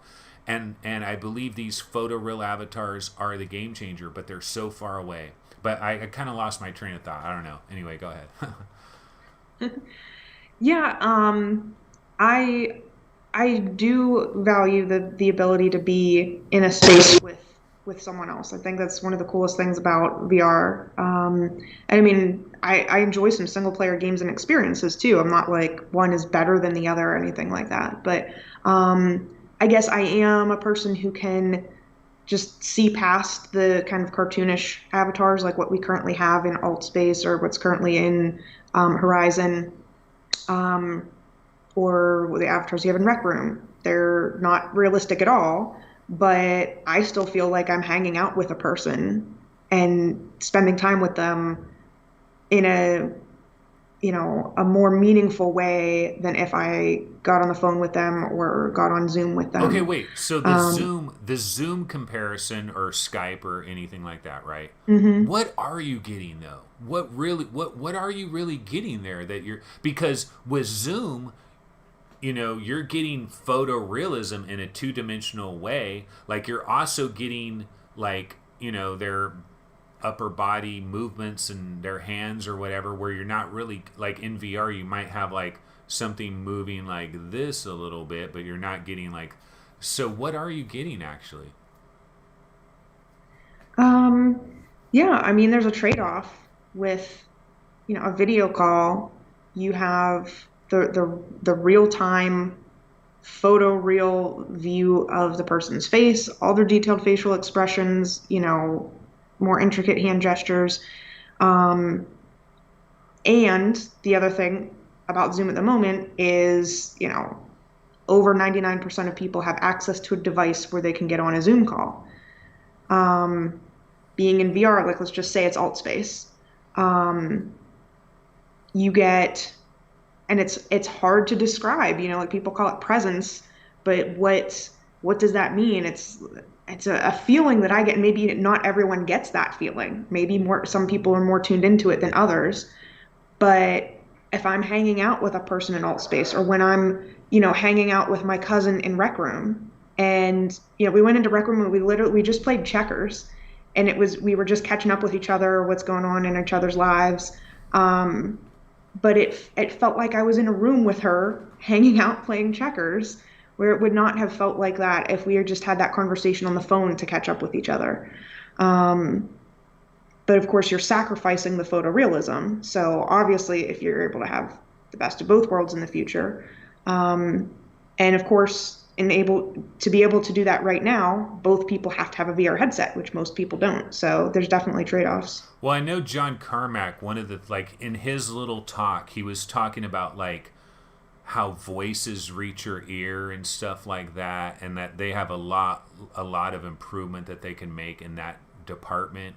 And there may be some, like, bonus of presence, like, even if you're in a weeble wobble world, right? Okay, where it's weeble wobbles, you don't have high res avatars or realistic looking avatars of any type. They're very generic. But if you could have the spatial audio be really dialed in, then I could see that adding some presence. I don't think they're there with that yet. I don't know how good that. Have you noticed, like sounds coming from, like, a very specific location, like, and you walk away, like how do you think that works in some of these apps? Yeah, that's a good point. I don't necessarily always think about it, but like when you bring it up, um, or when it causes an issue, then you do notice it. So in some, social apps, like I jumped into Horizon like just last week, after Connect happened and everything, just to see, okay, well, has it changed much? What's it like? Is it actually compelling? And it's not. Um, it's really boring. Um, but I met up with someone in that like main hub area when you first come in, and they're like, "Oh, they said to me and like one or two other people, I'll show you guys around. I'll show you some cool worlds." And they said, "Let's party up." And so we got into a party in Horizon, which also means you're in an Oculus party, and then we could all just hear each other in each other's headsets, and it no longer had anything to do with where we were standing in that physical space. And it felt weird because someone could say something and they would be way across the room or the world or wherever we were at. They could be way far away, but it sounded like they were right there, and it just didn't match up. So that's the kind of thing that I think happens a lot with audio, is that you don't always appreciate it, but it really does make a big difference. Yeah, I'm sure it will play a huge role.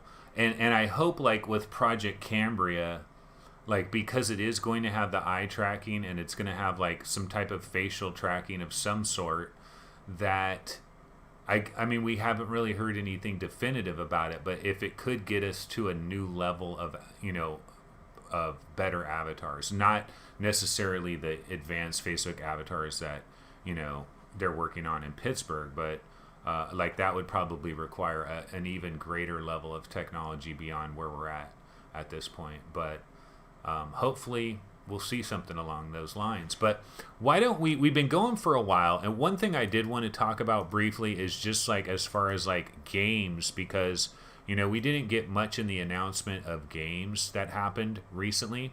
But one thing that we did find out about, of course, is Grand Theft Auto San Andreas, which is coming to VR. And we can also talk briefly about Strauss Zelnick, because, oh my God, what a freaking sellout.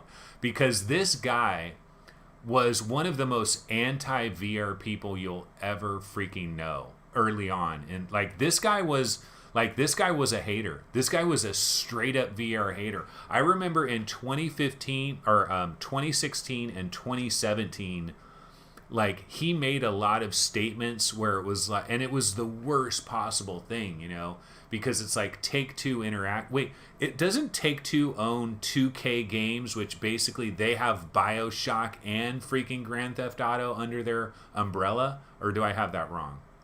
Wait, who has? Hmm. Wait, is BioShock Microsoft's now? Because what's his name to own it? I'm confused. I think wait, BioShock is Take Two, isn't it? But anyway, that Strauss Zelnick has always had some like let me see, Take Two, BioShock. Take Two owns BioShock. I'm pretty sure, right? Yeah, they own BioShock and they own Grand Theft Auto as well. And see, from the very beginning, Strauss Zelnick said stuff like, I don't believe VR is ever going to happen because you need to dedicate a room to it, and I just don't see people dedicating a room to it. That was one of the first things that he said about it. And then, like, a number of years later, he's like, he was talking about VR.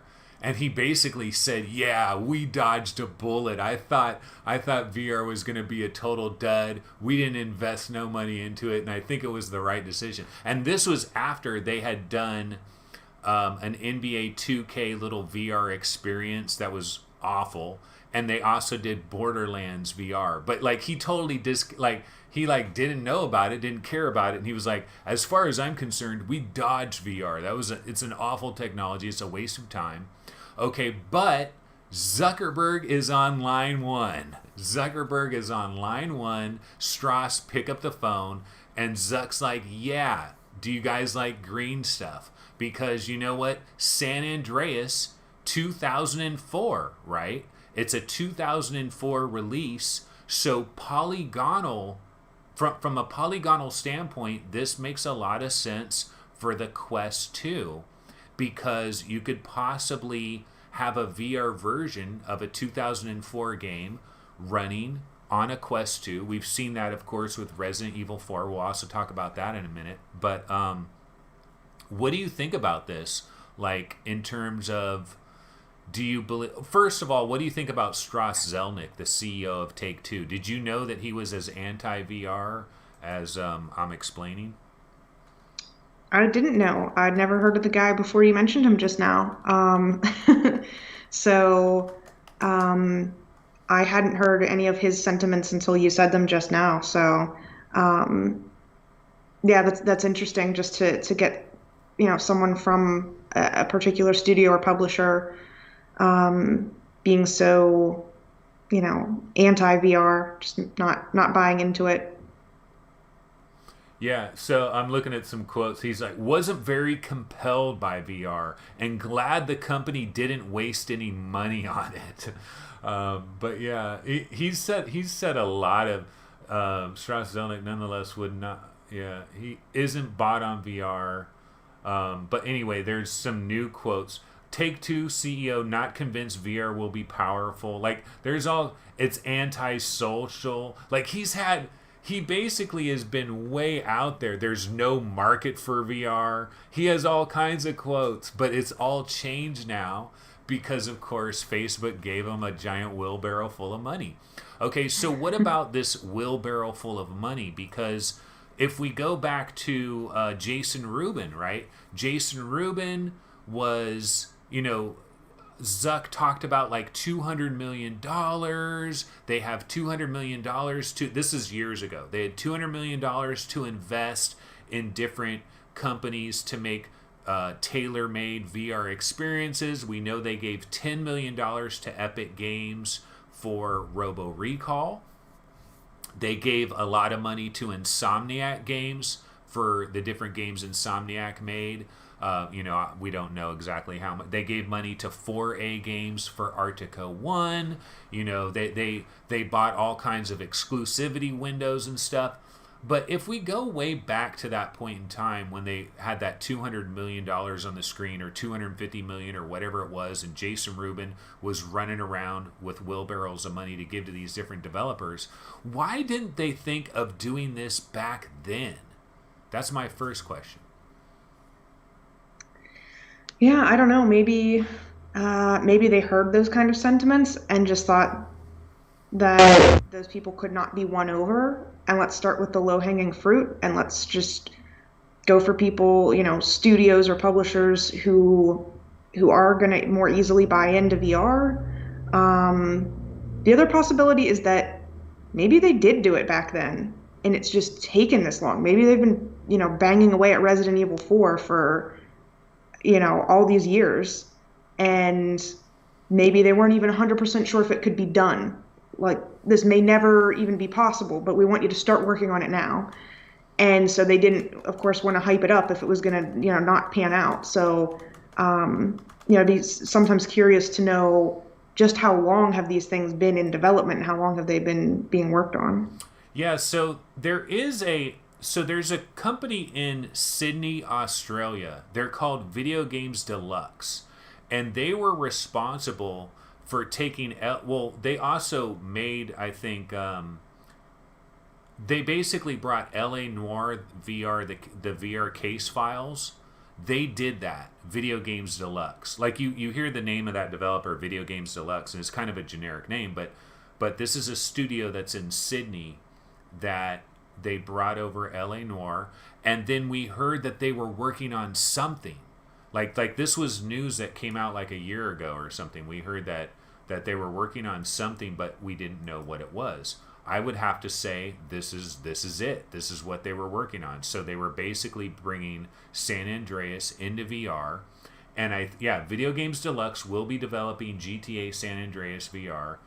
There's no release date yet, but yeah. So that's Video Games Deluxe. That's Sydney-based studio.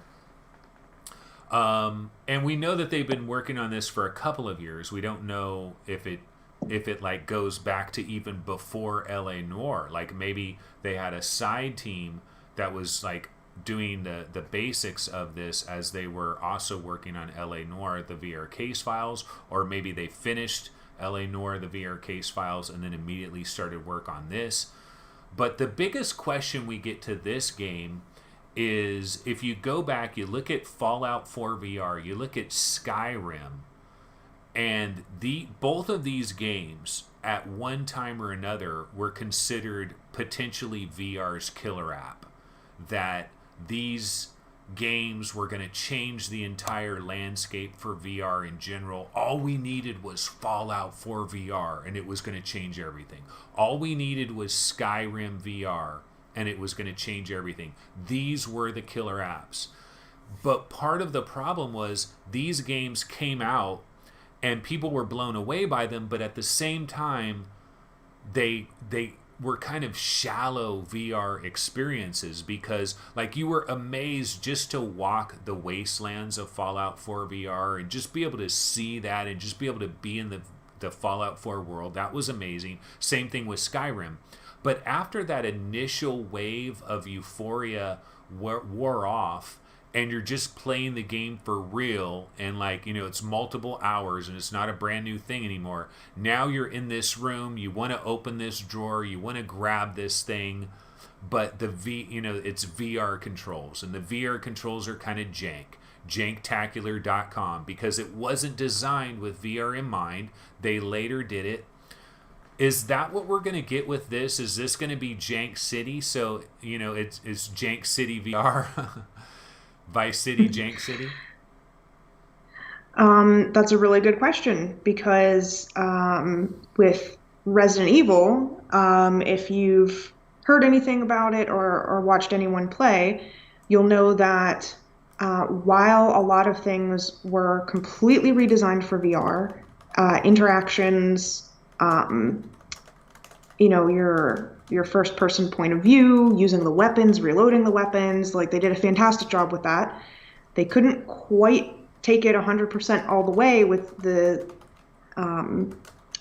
adaptation for VR, because the cutscenes are done in a virtual video screen, and not just cutscenes, but also certain actions that you take, like jumping out of a window. It's understandable that it would be really difficult to adapt that, but it's not a perfect adaptation into VR. So it makes you wonder, with other games that are brought in, are they going to be 100% perfect adaptation, or are there going to be concessions made in regards to those kind of things? So um, you would hope that, with each port, it's going to get a little bit better until the point that they can port a game and it feels, if you didn't know that it was a port, you would think they had just made this game completely from the ground up for VR. So I guess we'll have to see. Yeah, and what about yourself personally? Have you ever played any of these Grand Theft Auto games? Have you ever tried any of them? What do you think about them? Personally, I've never played a Grand Theft Auto game, and I have no interest in them whatsoever.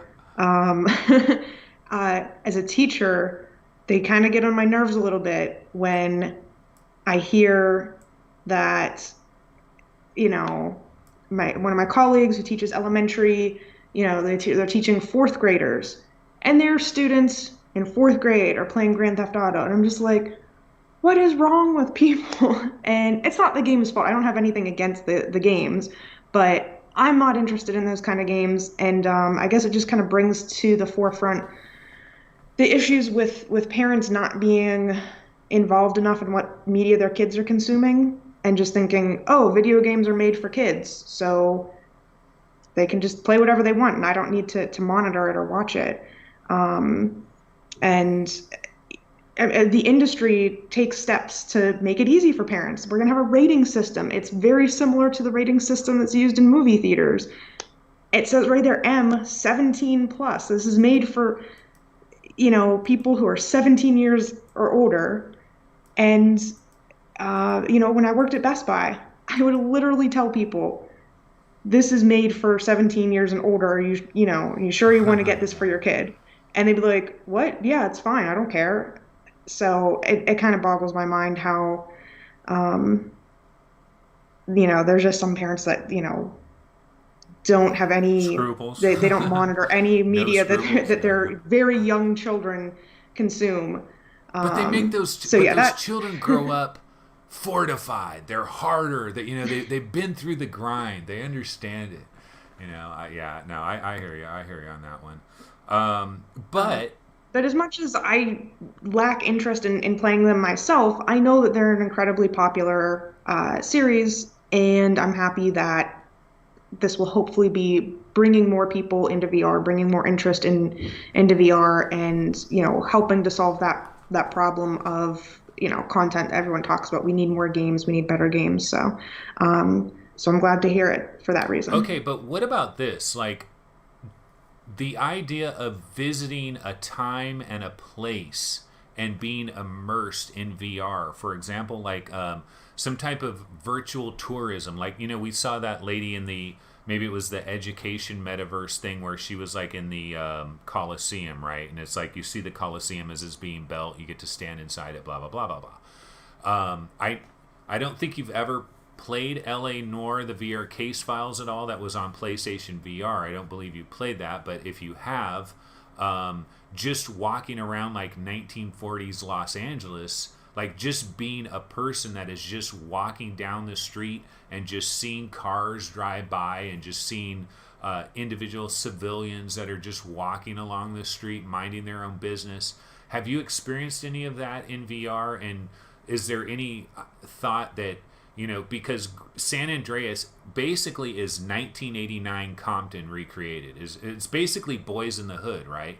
It's pretty much like the movie Boys in the Hood and South Central, and all those movies that were made at that time where they were all kind of like glamorizing like gang life of the late 80s, early 90s.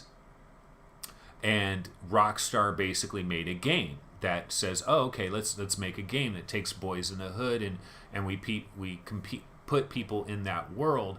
And I can tell you that just walking around, like just the palm trees and like the way the houses look and the way all the streets look, because the details are pretty good. Like they make it look like certain areas of Los Angeles. I mean, it's condensed and stuff like that. But is there any part of you that would just like, you probably wouldn't want to buy this for 40, 50, $60 or whatever they're going to sell it for. But like if you could try it and just like walk through, the streets of San Andreas, just as somebody that's not even playing the game actively, but you're just trying to soak in the vibe and the atmosphere. Yeah, I can understand that that idea in VR, just to be immersed in not just one room or one building, but a semi-open world, and that's definitely pretty appealing. So, what might be similar, because I've watched Let's Plays of people playing the flat version of LA Noire, and so I kind of got a little bit of a feeling for it. And correct me if I'm wrong, because I haven't ever played a Grand Theft Auto game, but I want to say that the the Yakuza series has a little bit of a similar feel, Yeah. um, where you're just immersed in the city, and you can follow the storyline, but then there's also a bajillion different side quests that you can do, and like you can spend all of your time, going to like the batting cages or whatever, or you can chase down the next part of the main story, and it's like a living city and all these different characters, and um, again, if something like Yakuza was available in VR, on the one hand, I'd be intrigued for that aspect. I wouldn't be as interested in the combat. So with some games, it's like, okay, I'll tolerate some combat, but if I've constantly got to be fighting just to, like get to the next part of the story, or, constantly fighting to get through a quest, there's too much combat and might not hold my interest. Um, but that sense of like just being in like almost like a living, breathing city or town is definitely appealing to me. Yeah, it's super appealing to me, but the other worry that I have is like I really worry that like I'll be totally blown away by this for like a week or so, and then it'll like wear off, and then it's just like it's a how many years old now? It's like a 15-year-old game. It's in VR. Yeah, it's super. It's like one of these super cool things. You're like, wow, this is amazing. But then like a couple weeks later, I'm like, do I like? But like if they rebuilt the game, like this would be my idea to go to Rockstar. Like if I was Zuck or Jason Rubin back in the days, and I went to Rockstar and I was like, hey man, we really want a VR experience from you guys, and we're willing to give you a giant amount of money to get this done. What I would want to do is I would say, can you just can you just take like a small section of one of these big games, or maybe you build a new game from scratch. It's kind of this idea, instead of making like 25 square kilometer miles of all this craziness, like just give us like a small little area, but where you make it with full VR, completely designed for VR, for picking things up, holding things in your hand, opening doors and things in the right sort of way where it feels like it was designed for VR. The same thing with Fallout too. But I mean, it's really hard to ask a developer to do that. They're like, God damn, you want us to make like a custom freaking VR experience? That's going to require like, no, we've got all. We've got this game engine that's done. We just need to like change the camera angles and add some kind of VR-ish controls to try to make it all better. But like to completely redesign the game with VR built from scratch, it is a hell of a lot to be asking.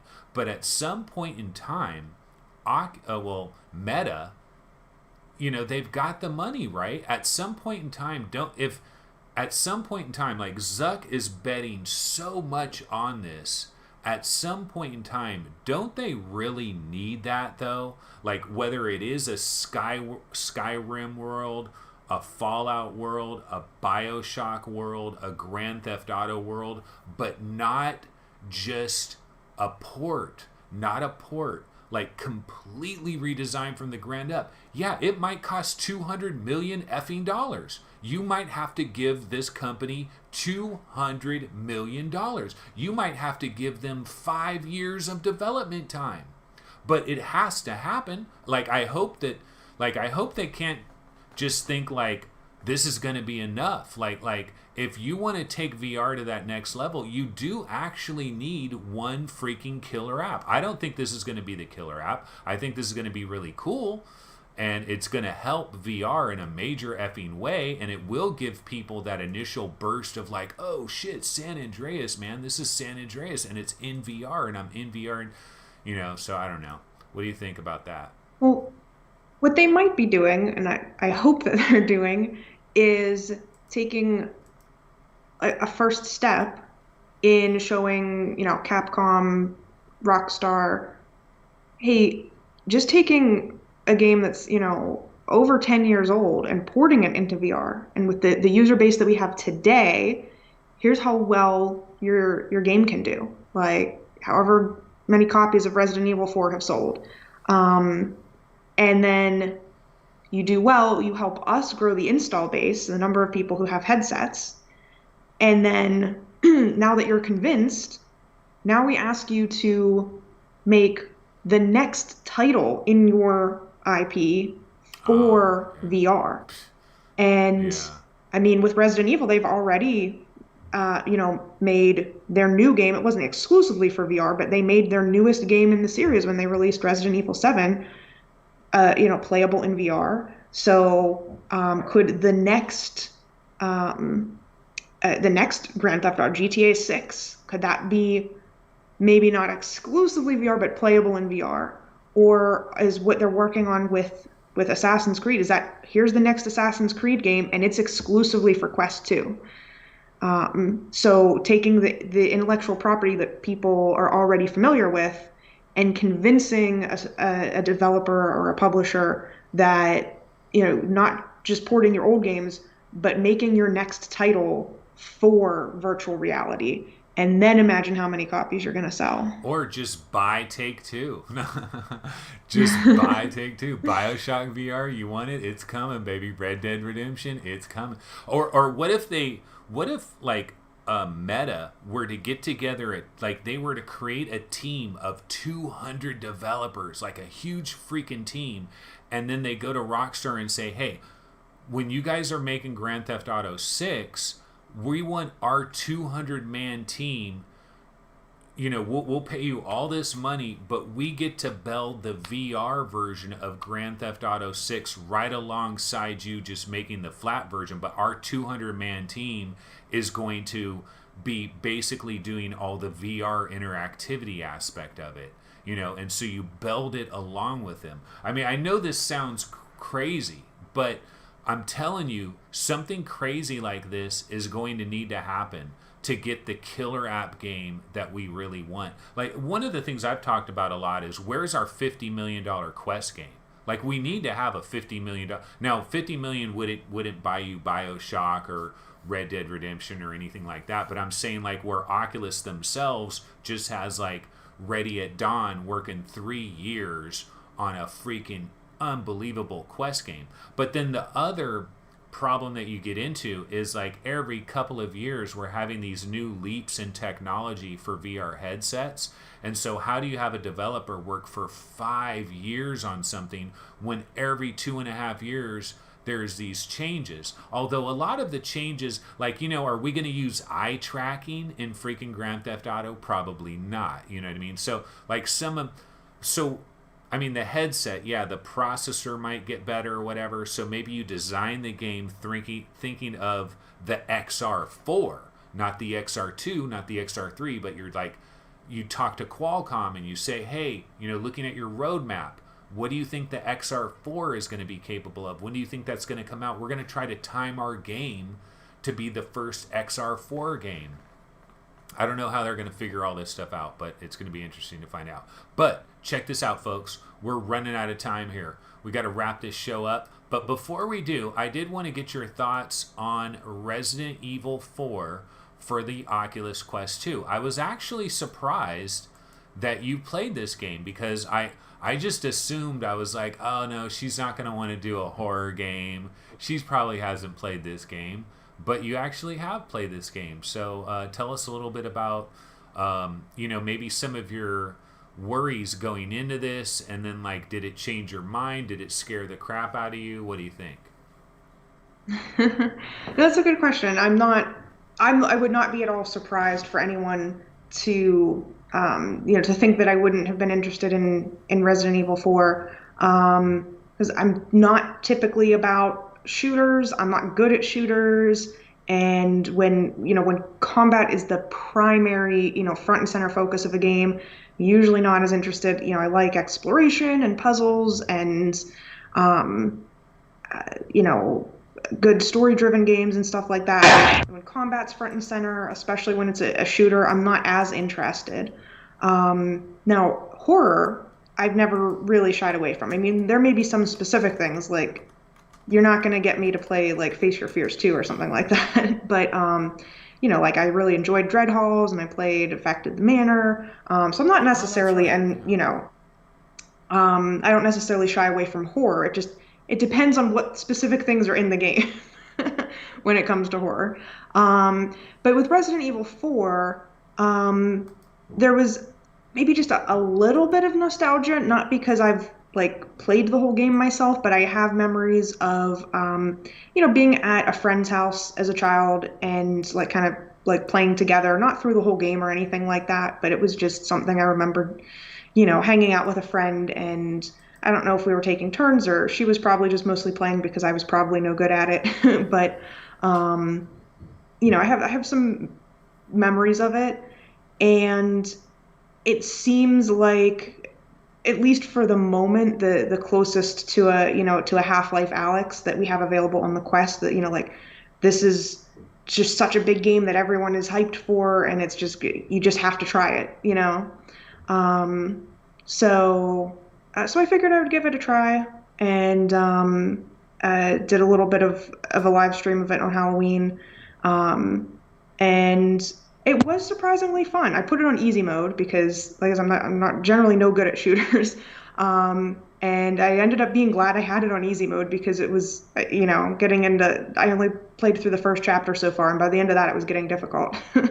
It was surprisingly fun. Seemed to be a decent story with it. You're tracking down, a kidnapped girl, president's daughter, and you have to find her. So, um, it's not in, that category of my favorite kinds of games. Um, but it was surprisingly a little bit more fun than I even thought it would be. What do you think about just being in that world though? Because like this particular Resident Evil, like it's very different from a lot of Resident Evils. Like just like this like I don't know if are you in like France or something? Or like Spain or like some you're in like some like European place, right? Yeah, I think you're in a rural village in Okay. Spain.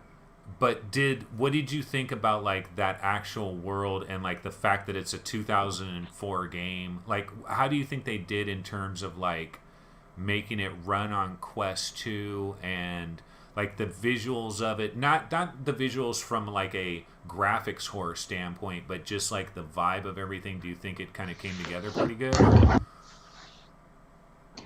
I'd say it came together well. The As far as the graphics, it feels dated because it's an old game. um, and like some of the vegetation looks like, like a flat, like two flat images like yeah. crossed over each other like that. Um, and it's also kind of a drab, dull looking setting, which it's supposed to be by being, a lot of like gray, muted colors, and you're just in this, you know, rural village in the middle of nowhere. So it's not the most exciting environment to look at. Again, I only got through chapter one so far, so it might get more interesting down the road. But again, that's the nature of that game and the setting of that game. But for what they had to work with, I think they brought it into VR well. The interactions worked well. Um, it ran smoothly. I didn't run into any, you know, bugs or glitches or crashes. So I would say they did a pretty darn good job with it. Yeah. Well, you kind of mentioned that this was kind of like a showpiece game for Quest 2. Um, do you like if if a person that you knew like bought a Quest 2 for Christmas, and let's say they were more of the hardcore gamer type, would you tell them like, you should probably grab this, or would it just be like, I mean, this is one you might want to consider too, or would this be like a prime recommendation from you? That's a good question. It would really depend on the person. Um, it would depend on they um, if they perhaps played Resident Evil 4 in the past. And just kind of listening to some of the other reviews, it seemed like that could potentially be a big factor.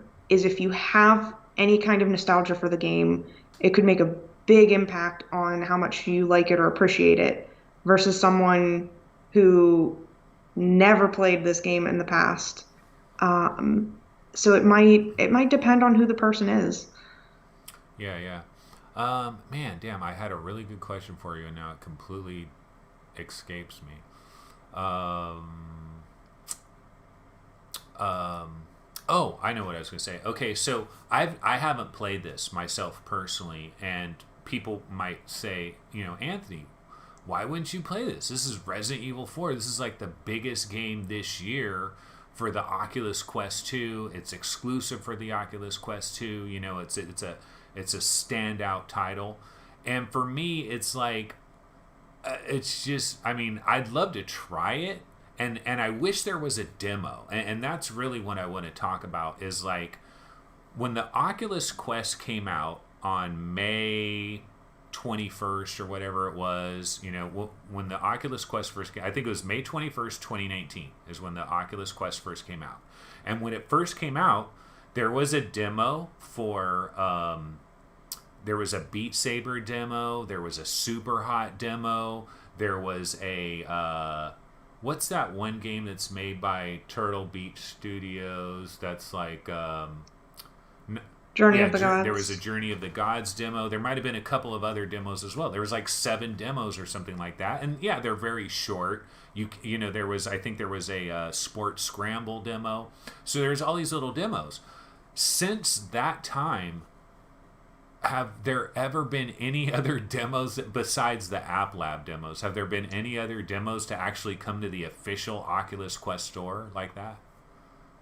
That's a really good question. Someone was asking about that in one of the various discords just the other day, and I literally went through and found and documented all of the Oculus Quest demos.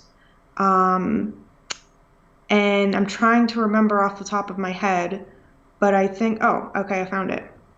On the main store today, demos include Super Hot, Beat Saber, Creed, Sports Scramble, Space Pirate Trainer, Journey of the Gods, and Dance Central. So there's 7. I think there are 4 or 5 at launch, and today there are 7 demos, which is not very many. I think all of those were there at the beginning, actually.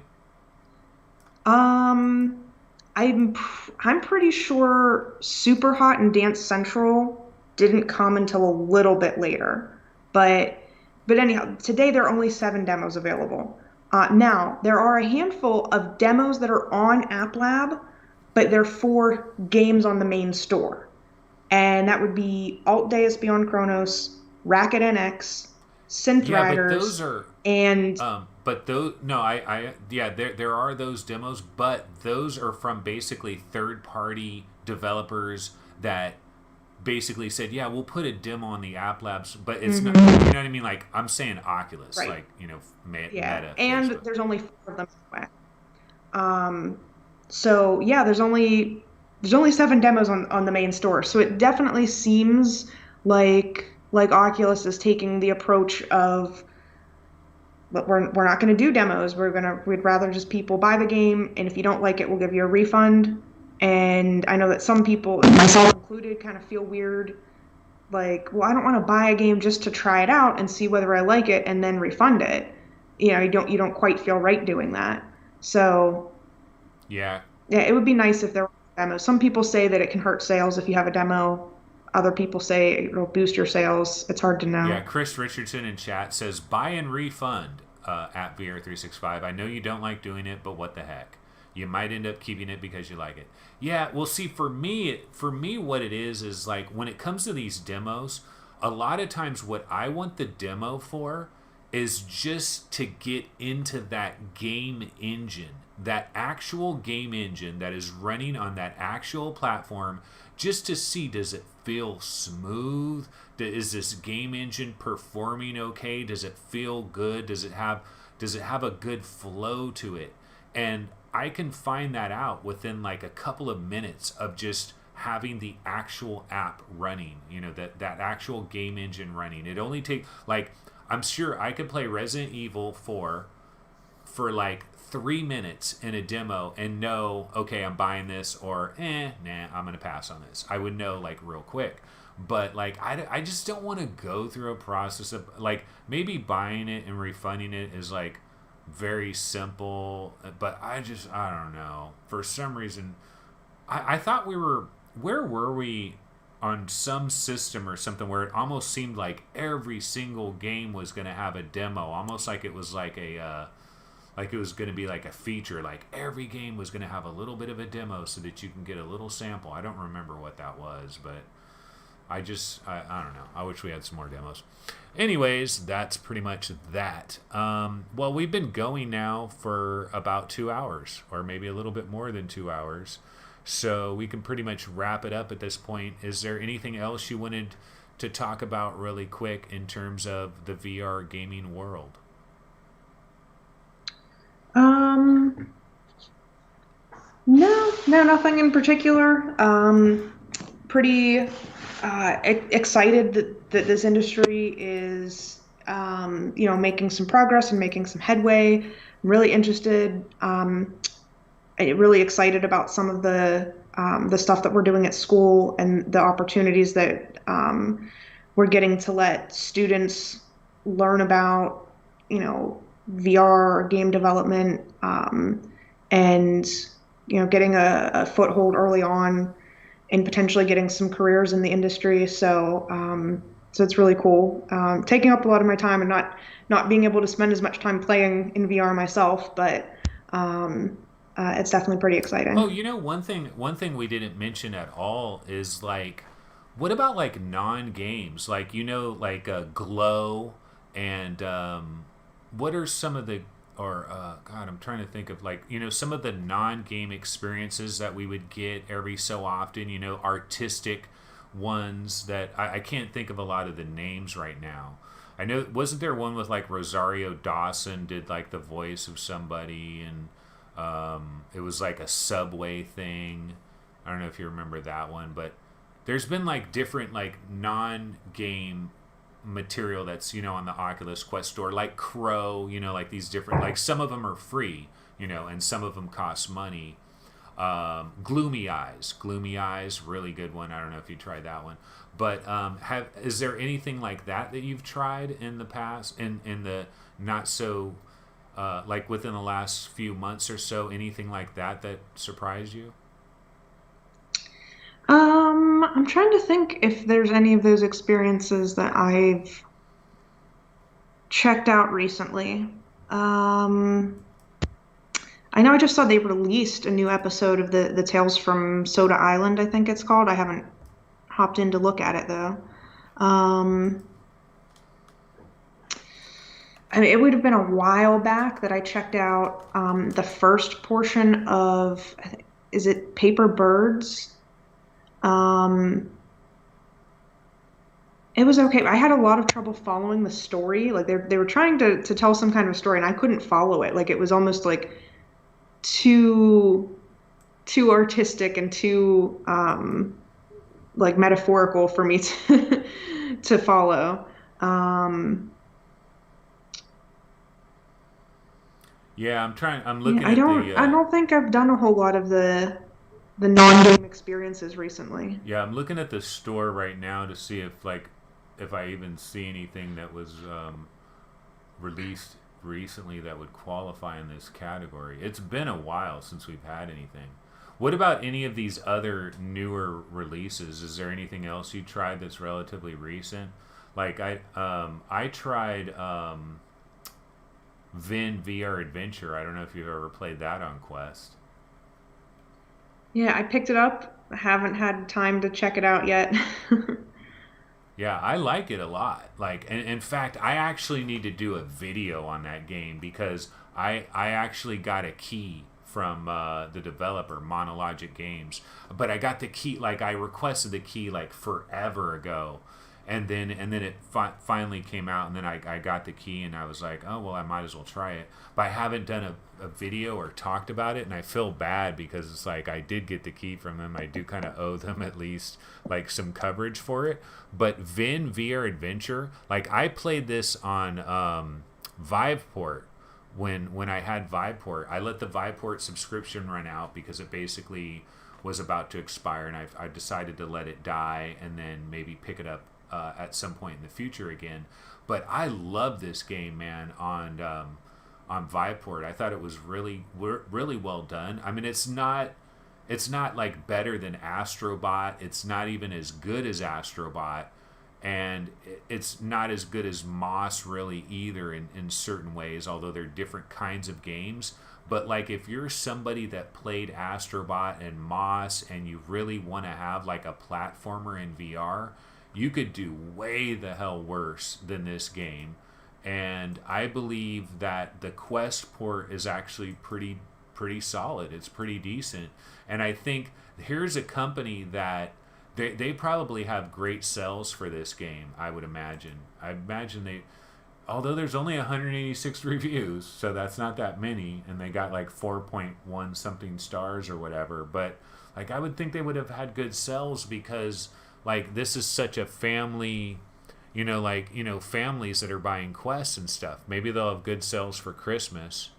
What about like just Quest games and selling and like developers making money? Do you feel like that gold rush era that we had for a while, where if you got your game on Quest, you were almost guaranteed to make a boatload full of money? Do you believe that that's kind of faded away now because there's like so many games now? There's just so much variety that for any one thing to truly stand out, it's a lot more difficult. I wouldn't say that that's faded away. I mean, I'm speculating here. I don't have access to any any actual numbers to back this up. But just like the feeling that I get if I had to take a guess, it doesn't seem like that has faded away. I still think, and is evidenced by everyone bringing their games to Quest, that if you get on the Quest store, you can probably do very well financially, but it might be a little bit harder because there is more to choose from. You can't, you can't slap that what was it, Fail Factory, or um, uh, there was another. There were a couple of games that were just like they were actually Oculus Go ports, and they were just not great. And I was like, what is this? But yeah, you can't just like slap up you know a low effort game and make a ton of money just because it's on the Quest store. Like you do have to compete with the other content that's there and have um, something appealing. But I think in general, I think developers on that store are doing well financially, and that was one of the things they tried to tout at Connect. So um, I'm glad that there's inroads. I'm glad to see some of the games coming from App Lab to the official store, and seeing that if you can prove yourself on App Lab, you can make it to the store. So I think it's still. I don't think that that pot has run dry. Yeah, I'm looking at the overall releases for like Quest, and just to go back to like Gloomy Eyes and stuff like that. Man, there has not been anything like that. Like for a long time. Like I'm Baba Yaga. So this one, Battle Scar. Punk was invented by girls. This has the voice of like Rosario Dawson in part of it. I tried it. It was all right. I didn't try Baba Yaga, but like these are the last two. These are the last two that's like kind of in that mode of having like a non-game. Was Paper Birds kind of like that too, or is it a game? I'm Yeah. not sure exactly. No, it was an Okay. experience like And that. then like wolves in the walls and spheres. See, we had stuff like this. We had wolves in the walls, we had spheres, you had paper birds, you had battle scar, and then you had Baba Yaga. We had stuff like crow, and all the. But it's been a long time since we've had one of those, right? Yeah. And I was really upset with wolves in the walls because forever it was free on Rift. And the moment they released it on Quest, they started charging for it, I think $10. And, had I known, I could have just gone in the Rift store and clicked get, and I would have had it because it's cross-buy, so I would have had it on Quest. But the moment they released it for Quest, they slapped a price on it. I was like, come on, you were giving it away for free, and now you're going to make me pay $10 for it. Yeah, in chat, Eric Hartley saying Madrid Nor is another one of those, and Goliath. Um, but yeah, Yeah, and I've had, my eye on some of those as they've come across and just haven't, honestly, for some of the non-game experiences, I just haven't pulled the trigger because, I'm a little averse to spending money on, a short non-game experience.